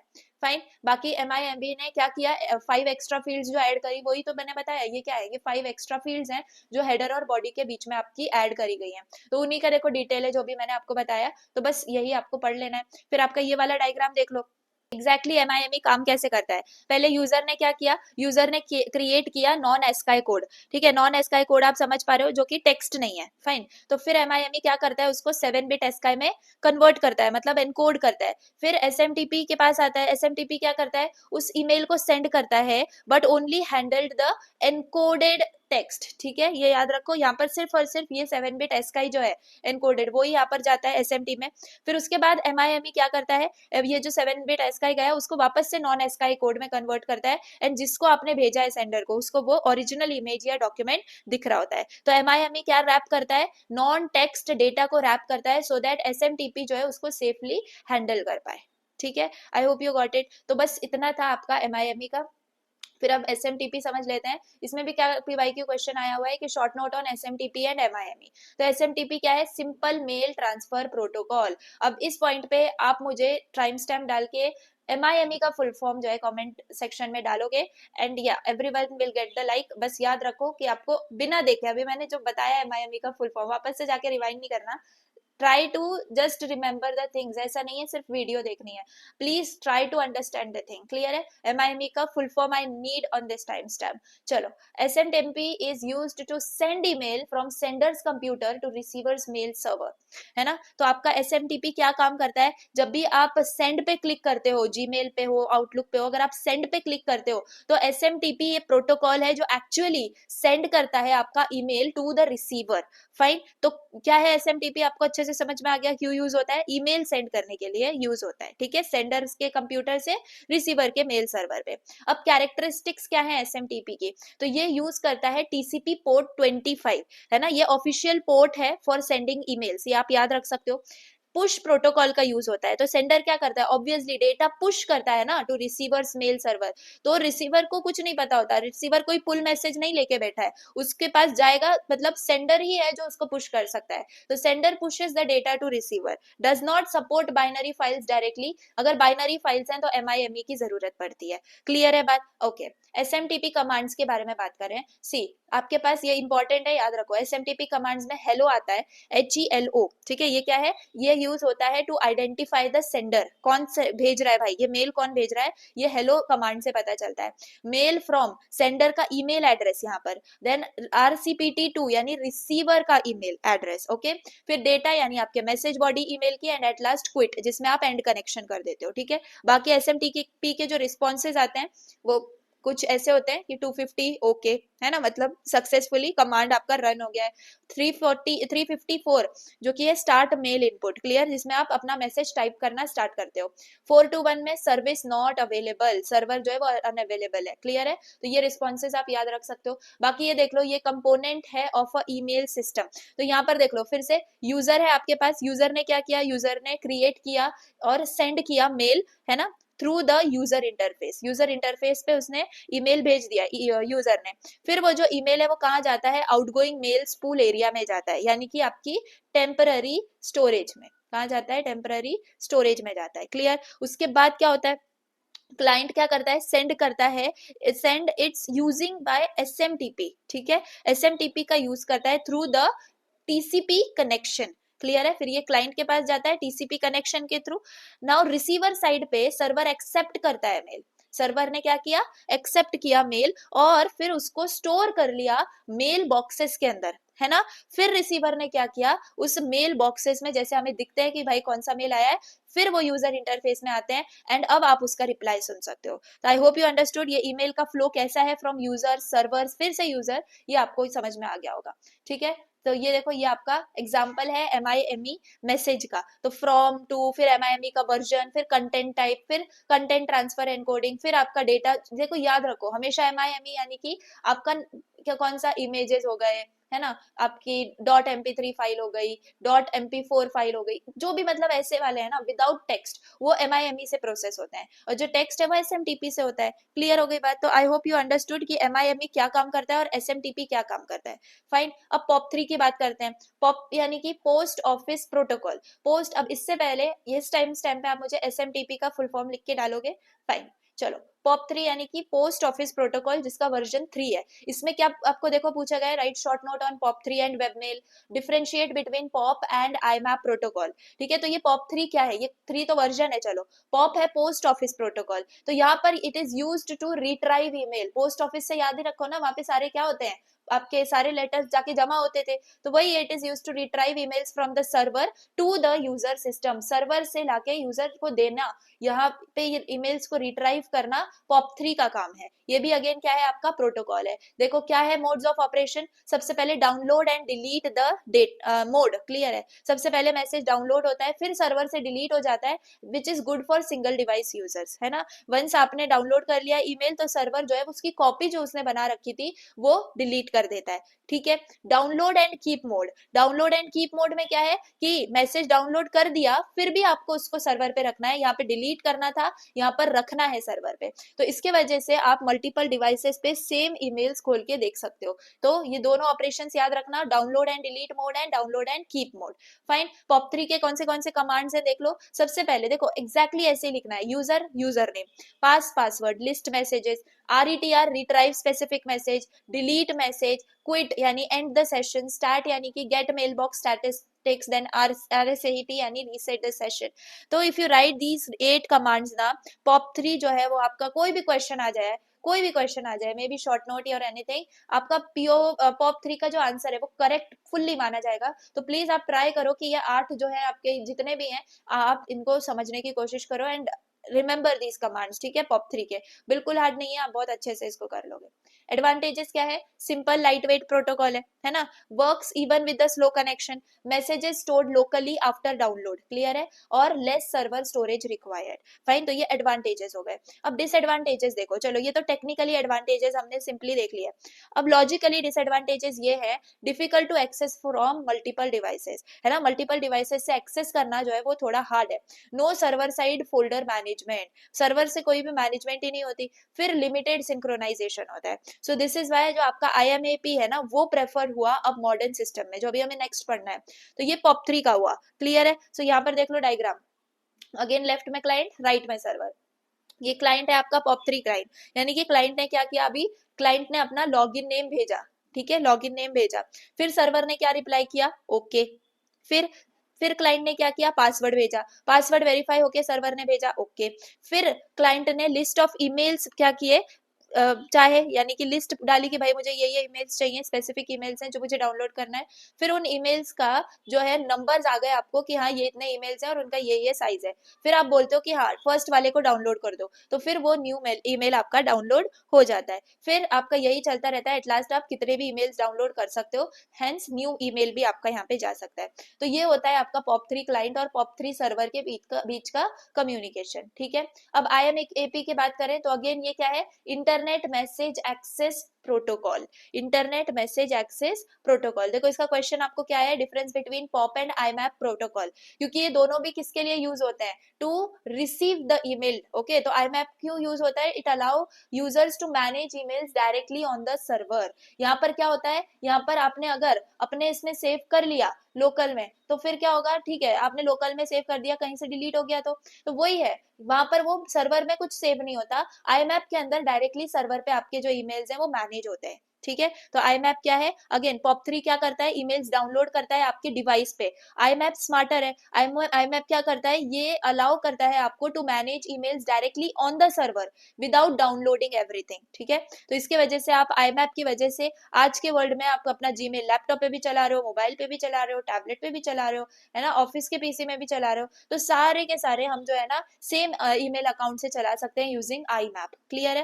की फीचर्स क्या है IMAP के, मैसेजेस रिमेन ऑन सर्वर। देखो बहुत ही बड़ा डिफरेंस है POP3 और IMAP का, कि POP3 जो है वो क्या करता है, सर्वर पे सेव नहीं करता है, लोकली सेव करता है आपका ईमेल, और IMAP क्या करता है, सर्वर पे सेव करता है, ठीक है। देन ये मल्टीपल फोल्डर सपोर्ट करता है ना, आप इनबॉक्स क्रिएट कर सकते हो, sent, spam, custom folders create कर सकते हो। तो IMAP क्या करता है, हर चीज सारे डिवाइसेस में सिंक कर देता है, clear. Then allow selective downloading, तो सिलेक्टिव भी आप यहाँ पर डाउनलोड कर सकते हो, you don't need to download the entire email unless you need it, okay. Then आपके पास बेटर परफॉर्मेंस है for multiple devices access and server side की सर्च कैपेबिलिटी भी है। तो ऑब्वियसली सर्वर पे सेव है तो रहेगा ही, हमारे पास से डिलीट होने के चांसेस बहुत कम है। अब ये देखो, ये IMAP का स्टेट डायग्राम है, बहुत ज्यादा सिंपल है। सबसे पहले क्या है, कोई कनेक्शन नहीं है, user is not connected to the mail server, यहाँ पर कोई आपका कनेक्शन नहीं है। फिर उसके बाद क्या होता है, TCP कनेक्शन एस्टैब्लिश होता है, ठीक है। TCP कनेक्शन एस्टैब्लिश होगा तो यूजर जो है वो कनेक्ट कर पाएगा सर्वर को। तो इस केस में यूजर क्या हो गया, हमारे मतलब जो सर्वर है उससे कनेक्ट हो गया। उसके बाद आपका क्या है, नॉट ऑथेंटिकेटेड स्टेट, कौन सी है not authenticated state, see this, authentication यहाँ पर फेल हुआ तो यूजर को वापस से लॉग इन करना पड़ेगा क्योंकि वो लॉग आउट हो गया है। तो अगर कुछ ऐसा अनऑथेंटिकेटेड यहाँ पर दिख जाता है तो अगेन वो जो अकाउंट है वो लॉग आउट हो जाता है, फिर से आप लॉग इन पासवर्ड से आप कर सकते हो, ठीक है। फिर आती है आपकी ऑथेंटिकेशन अगर सक्सेसफुल हो गई तो उस केस में क्या होता है, यूजर ऑथेंटिकेट हो गया, मतलब अब जो यूजर है वो आपके व्यू भी कर सकता है, मेल बॉक्स सिलेक्शन भी कर सकता है ना, फोल्डर्स देख सकता है, क्रिएट या डिलीट कर सकता है फोल्डर्स को, है ना, फिर आपके मेल बॉक्स का स्ट्रक्चर देख सकता है। बाकी अगर सिलेक्टेड में आ जाए, सिलेक्टेड स्टेट, तो यहाँ पर जो यूजर है वो मेल बॉक्स सिलेक्ट कर रहा है, example inbox, so now they can read email, they can send emails, delete email, update flag, तो वो सारा यहाँ पर होता है, ठीक है। एंड एट लास्ट जब क्लाइंट लॉग आउट करेगा तो लॉग आउट हो जाता है एंड दोनों भी साइड से आपका जो कनेक्शन है वो क्लोज हो जाता है। So I hope you understood. तो IMAP क्या है, IMAP के पास ज्यादा स्टेट्स हैं because it manages folders and messages on the server, जैसे अनलाइक POP3 जो है वो सिर्फ डाउनलोड करता है, ये मैनेज भी करता है, क्लियर है। बाकी यहाँ पर इनका डिफरेंस है जो पूछा जाता है, इसको आप अच्छे से देख लो। यहाँ पर ईमेल स्टोरेज में क्या है, downloaded to the local device, and यहाँ पर ये सर्वर पे स्टोर होता है। मल्टीपल डिवाइस एक्सेस यहाँ पे डिफिकल्ट है, यहाँ पर इजी है। सर्वर स्पेस मिनिमल है, यहाँ पर बहुत ज्यादा रिक्वायर्ड है। फोल्डर मैनेजमेंट लोकली हो जाता है, यहाँ सर्वर साइड में होता है। ऑफिस एक्सेस फुल, यहाँ पर सिंक्रोनाइजेशन की जरूरत पड़ती है। स्पीड जो है ये डाउनलोड कर देता है फास्ट, एंड ये ब्राउजिंग फास्ट करता है। Complexity simple, more complex. और पोर्ट नंबर ये याद रख सकते हो, 110 है POP3 का, 143 है आपके IMAP का, क्लियर। तो ये आपको अच्छे से जो है ना समझ लेना है।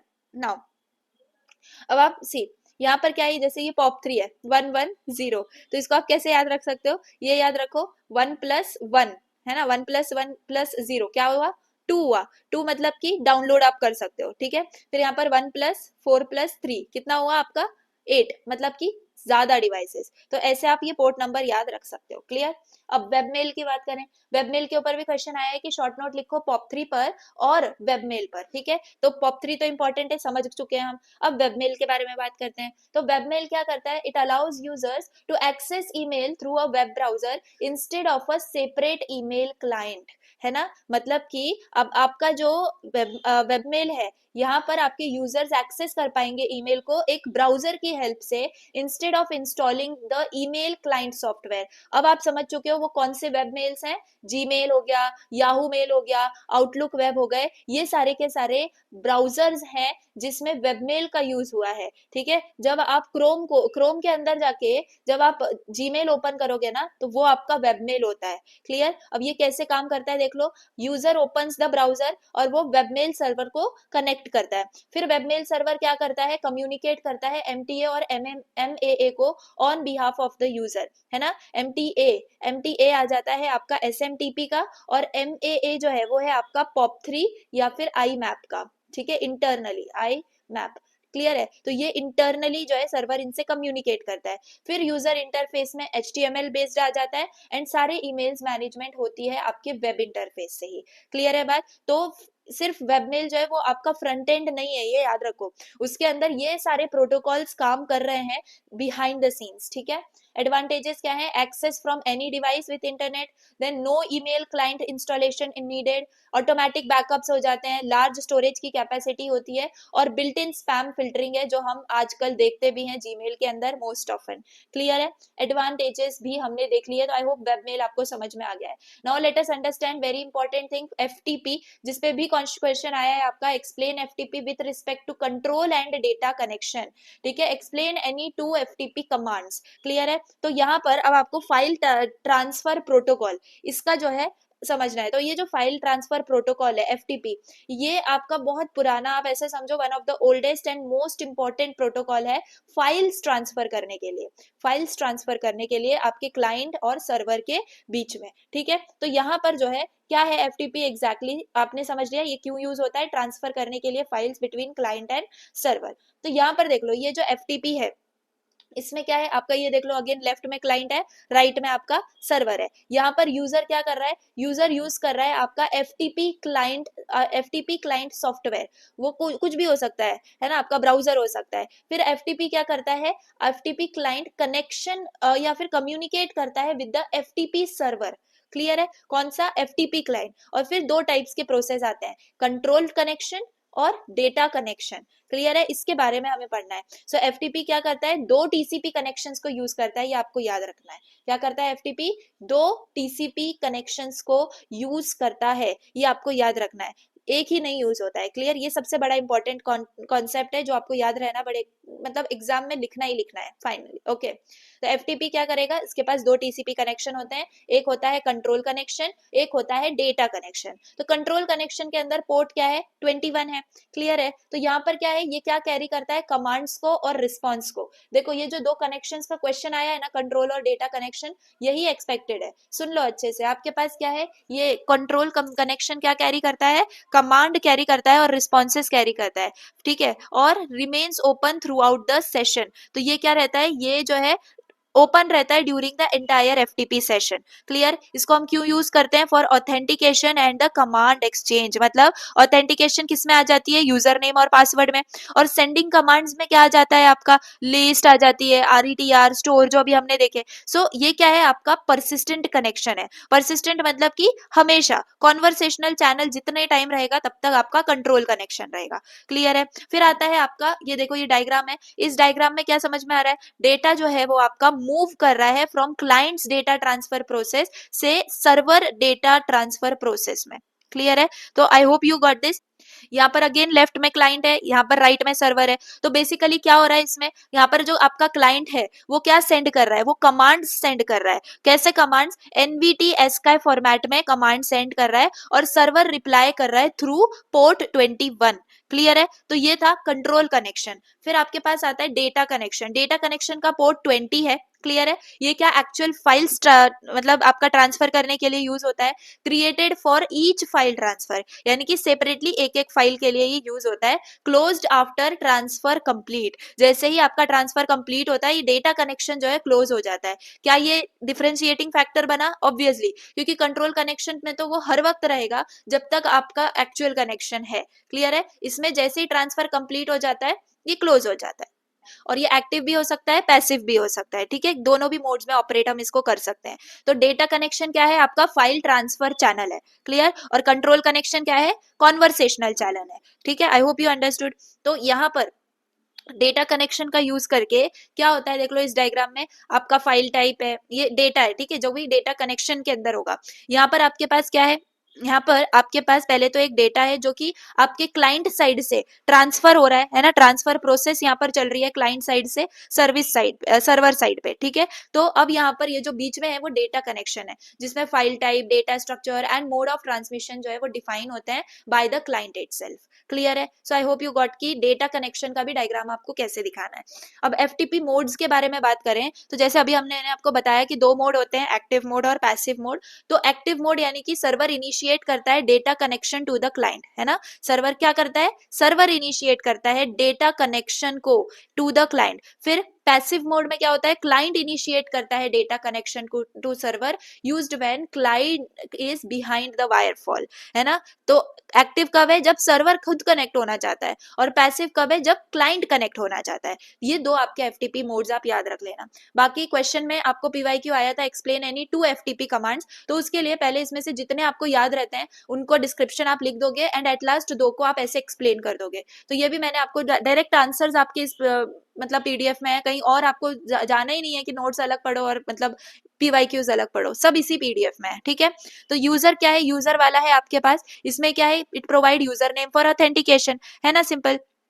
देन आपके पास क्या है, पास है, पास क्या है, ये आपका पासवर्ड प्रोवाइड करता है फॉर ऑथेंटिकेशन। लिस्ट है आपके पास, लिस्ट फाइल्स की लिस्ट होती है, फोल्डर्स की लिस्ट होती है करंट डायरेक्टरी के अंदर। देन आरईटीआर रिट्राइव करता है फाइल को, कहां से, सर्वर से, और कहां पे देता है, क्लाइंट को देता है।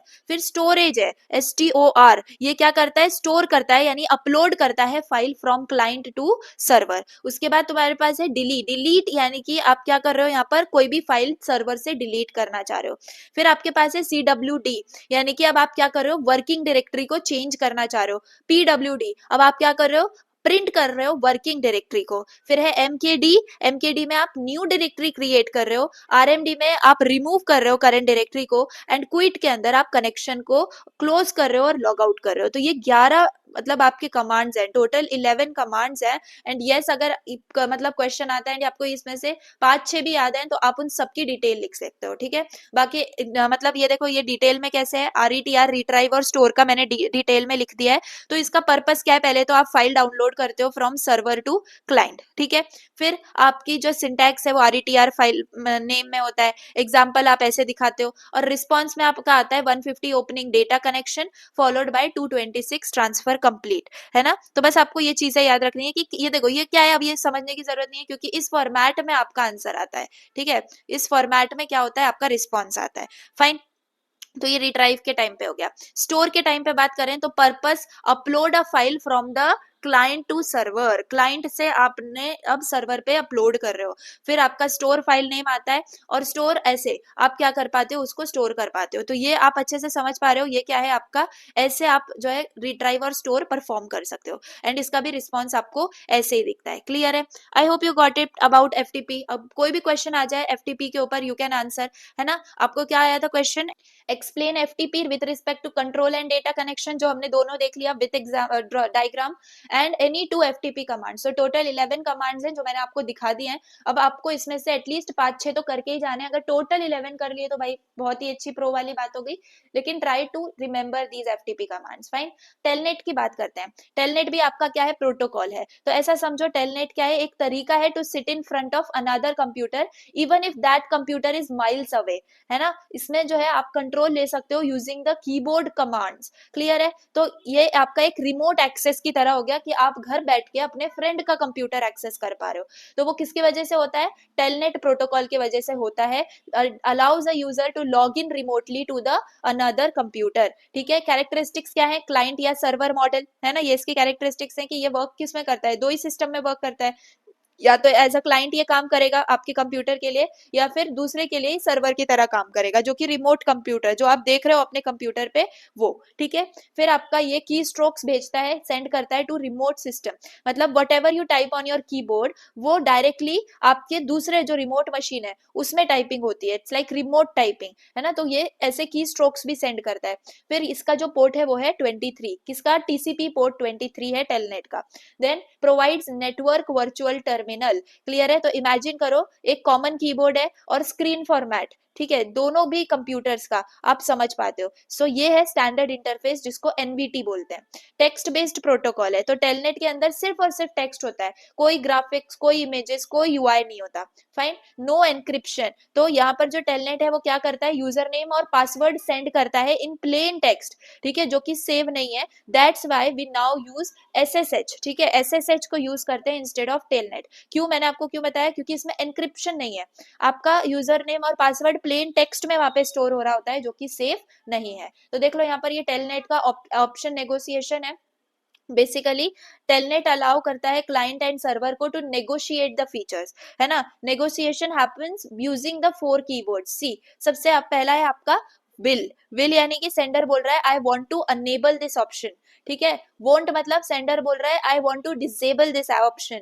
डू यानी कि सेंडर बोल रहा है रिसीवर को, sender wants receiver to enable an option. And don't यानी sender wants receiver to disable an option, है ना। तो विल वोंट मतलब आई विल डू डोंट मतलब यू डोंट डू, क्लियर है। तो ये आपके नेगोशिएशन है, आपके कमांड्स। अब ये टेलनेट प्रोटोकॉल का मॉडल है, सिंपल आप ड्रॉ कर सकते हो। आपके पास क्या है, यूजर टर्मिनल है। यूजर टर्मिनल में क्या है, ये वो जगह है जहां पर आपके यूजर टाइप कमांड्स होते हैं।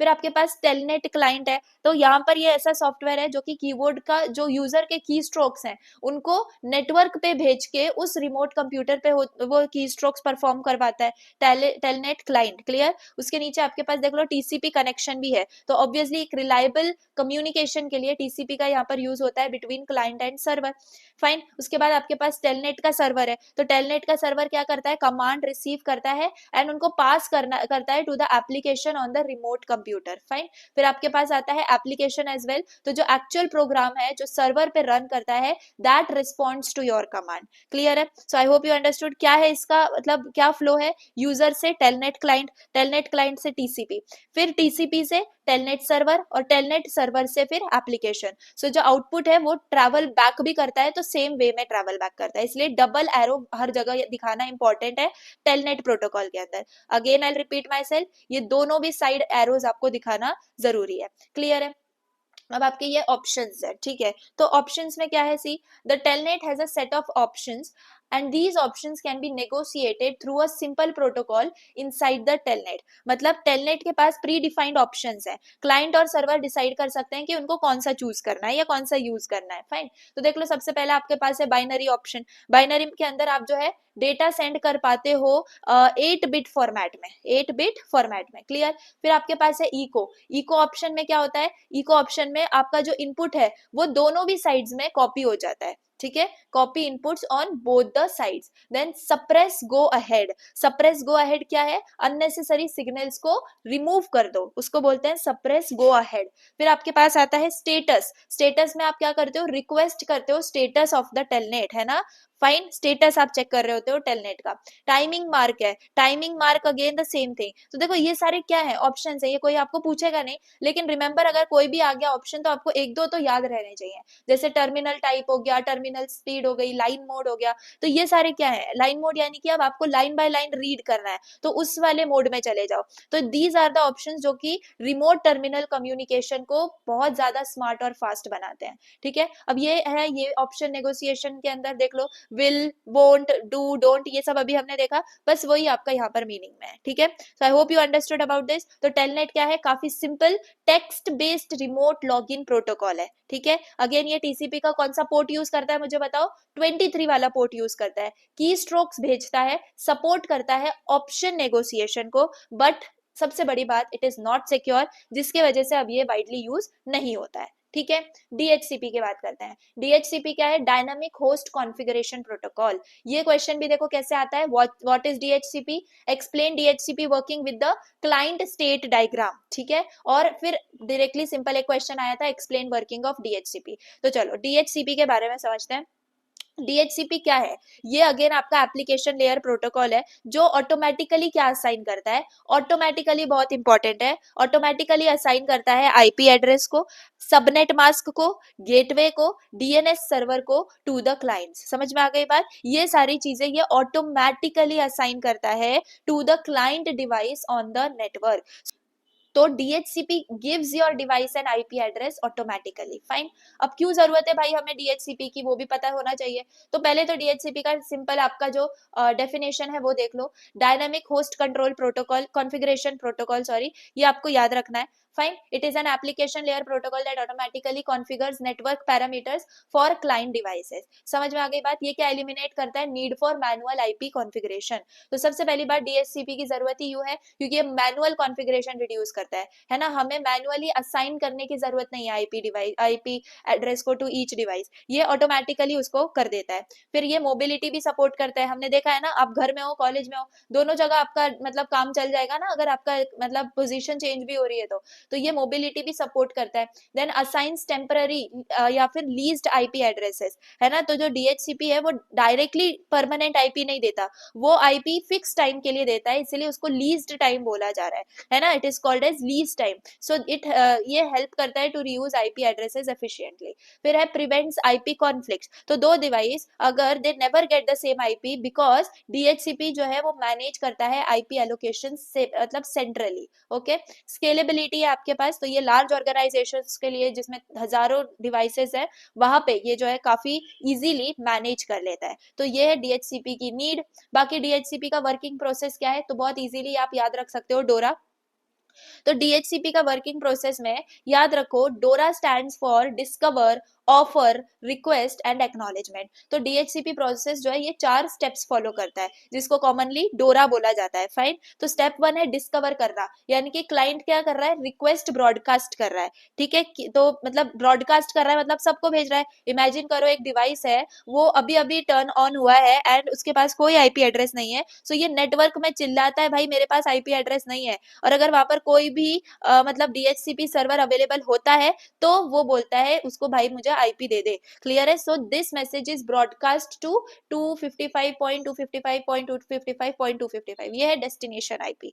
क्लियर है? तो सोर्स आईपी पहले उसका 00 था, फिर उसको डेस्टिनेशन आईपी मिला।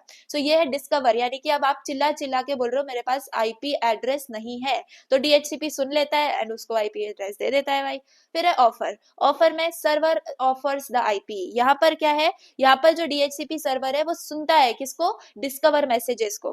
फिर उसके बाद वो बोलता है हाँ मैं इधर हूँ, मैं देता हूँ तुमको आईपी। ठीक है, तो सर्वर क्या करता है, फिर डीएचसीपी ऑफर पैकेट के अंदर क्या क्या देता है, डीएचसीपी ऑफर पैकेट देता है जिसमें आईपी एड्रेस होता है, उसमें सबनेट मास्क होता है, लीज टाइम होता है, गेटवे होता है, डीएनएस होता है।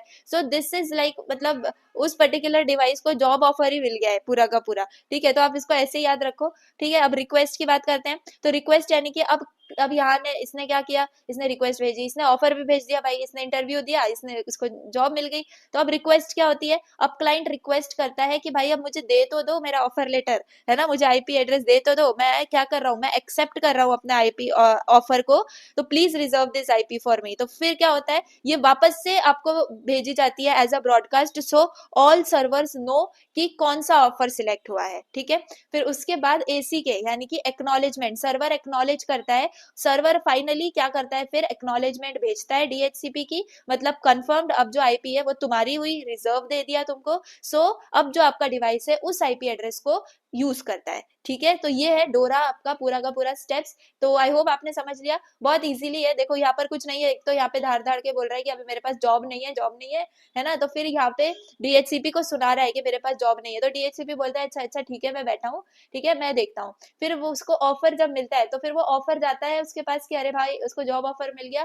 फिर वो जॉब ऑफर होने के बाद फिर वापस से क्लाइंट रिक्वेस्ट करता है कि भाई ठीक है आपने ऑफर दे दिया, मैं इसको एक्सेप्ट करता हूँ और अब ये ऑफर मेरा हुआ, यानी अब ये जॉब मेरी हुई। ठीक है, तो अब फिर एट लास्ट में आपका जो सर्वर है वो क्या करता है, एक्नॉलेजमेंट भेजता है। आपको पता है एक्नॉलेजमेंट क्यों भेजते हैं, ऑब्वियसली क्योंकि पता चल जाए कि हाँ हमने आपको जो मतलब आपकी जो जॉब है वो ले ली भाई, हमने आपको असाइन कर दिया। फाइन, तो ये है एक्नॉलेजमेंट। तो प्लीज ये चार चीजों को आप अच्छे से याद रख लेना। बाकी आपका डायग्राम है डीएचसीपी का, ट्रांजिशन डायग्राम का, बहुत सिंपल है, देख लो। यहाँ पर भी ये जो डायग्राम है ये डीएचसीपी का ट्रांजिशन ही बता रहा है एक स्टेट से दूसरे स्टेट में। तो बेसिकली क्लाइंट आपका कहाँ से स्टार्ट होता है, इनिट से स्टार्ट होता है, इनिशियलाइज। फिर उसके बाद ये क्या करता है, ब्रॉडकास्ट करता है भाई, सबको बोल क्या बोल करता है, ब्रॉडकास्ट कर देता है डिस्कवर को। डोरा का जो डी है डिस्कवर, वो यहाँ पर इस स्टेज पे हो गया। ठीक है, फिर यहाँ पे क्या हो गया, अब ये ऑफर इसको मिला है, अब ये सिलेक्ट कर रहा है। फिर वो रिक्वेस्ट करेगा कि हाँ भाई मैं इसको एक्सेप्ट करता हूँ। फिर आपका जो है ना बॉन्ड क्रिएट होगा, बाउंड इसको बोल रहे हैं। ठीक है, तो मतलब आपने क्या किया, रिक्वेस्ट भेजी, एक्नॉलेजमेंट आपको रिसीव हुआ, तो आप अब बाउंड में चले गए। कहाँ चले गए, बाउंड में चले गए। तो अब आफ्टर 50% लीज, जैसे ही आपका 50% लीज हो जाता है वैसे ही आप रिन्यूइंग में चले जाते हो। मतलब ऐसा समझो कि आपका आधा साल पूरा हुआ, अब आप रिन्यूइंग में जा रहे हो। ठीक है, अब आपका क्या हो रहा है, प्रमोशन हो रहा है। आफ्टर 87.5% इस पर्टिकुलर टाइम पे आप रीबाइंडिंग के अंदर एंटर करते हो। किसमें एंटर करते हो, रीबाइंडिंग के अंदर, मतलब और अच्छी पोजीशन अब आपको मिल गई। अगर अब यहाँ से कोई रिस्पॉन्स नहीं आए या फिर लीज एक्सपायर हो जाए तो वापस से आप इनिट की तरफ बैक चले जाते हो। क्लियर है, तो बस इतना ही इसको याद रखना है, ये साइकिल कंटिन्यू चलती है throughout the device connection.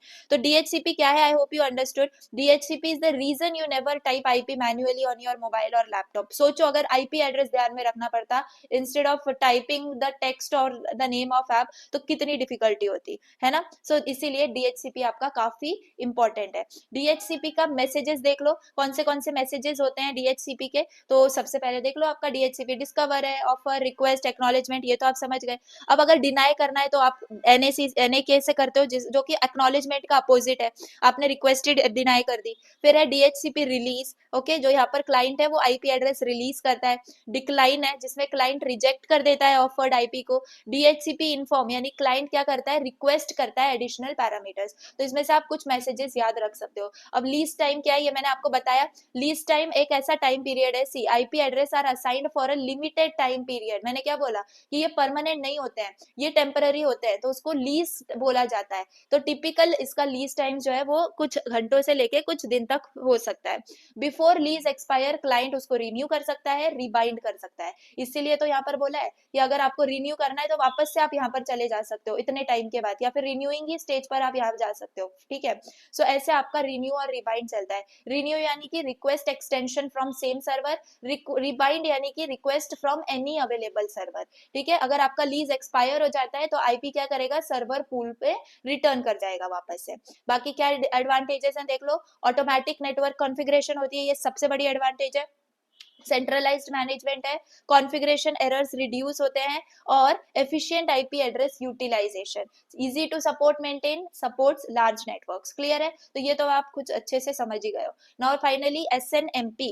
SNMP क्या है, सिंपल नेटवर्क मैनेजमेंट प्रोटोकॉल। अब इस नाम से पहले अभी अभी हमने क्या देखा और उसका क्या फुल फॉर्म था, you need to comment down in the comment section with this particular timestamp. Fine, चलो SNMP क्या है, SNMP is used to monitor and manage devices in the network। तो अब जो है SNMP को यूज किया जाता है to manage and monitor network.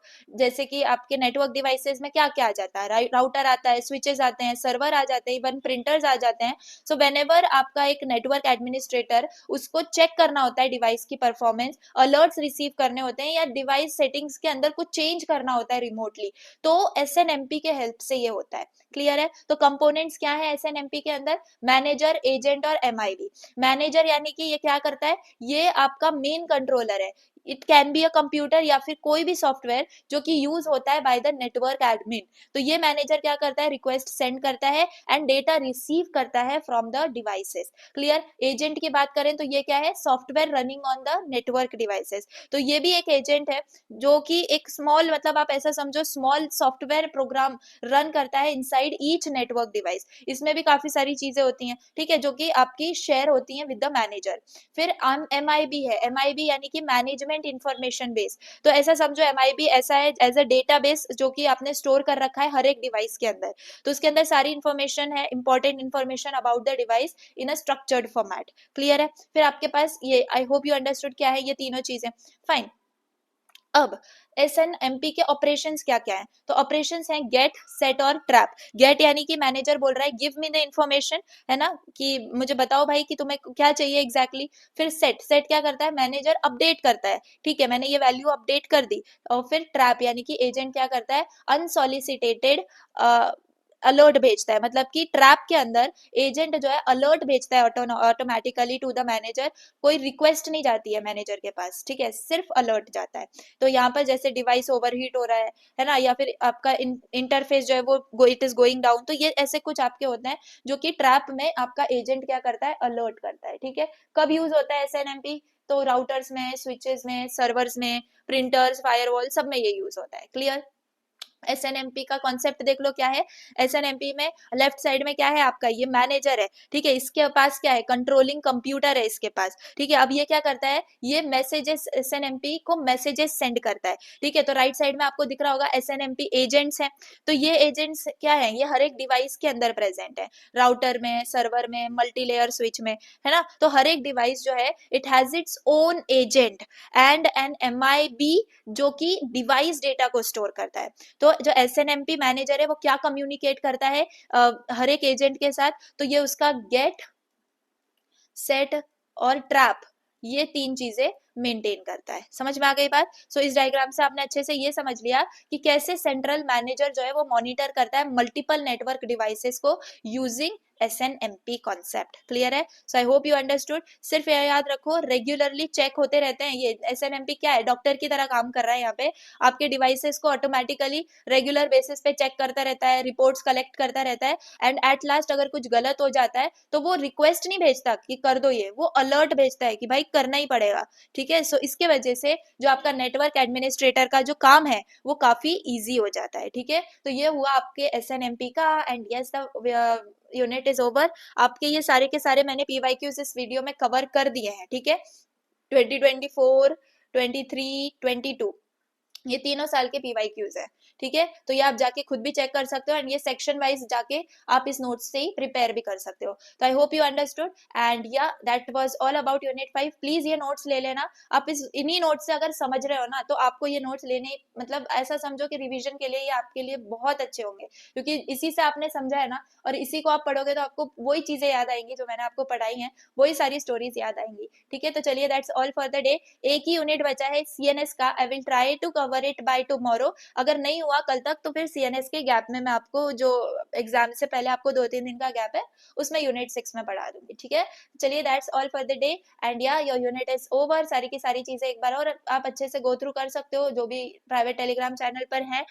And या डेफिनेटली आप जिन्होंने नहीं लिया है आप गूगल फॉर्म फिल कर दो, प्राइवेट टेलीग्राम चैनल का डिस्क्रिप्शन में अवेलेबल है, एंड डेफिनेटली आपको इन सेकेंड्स ज्वाइन कर दिया जाएगा। चलिए that's all for the day, thanks for watching, bye.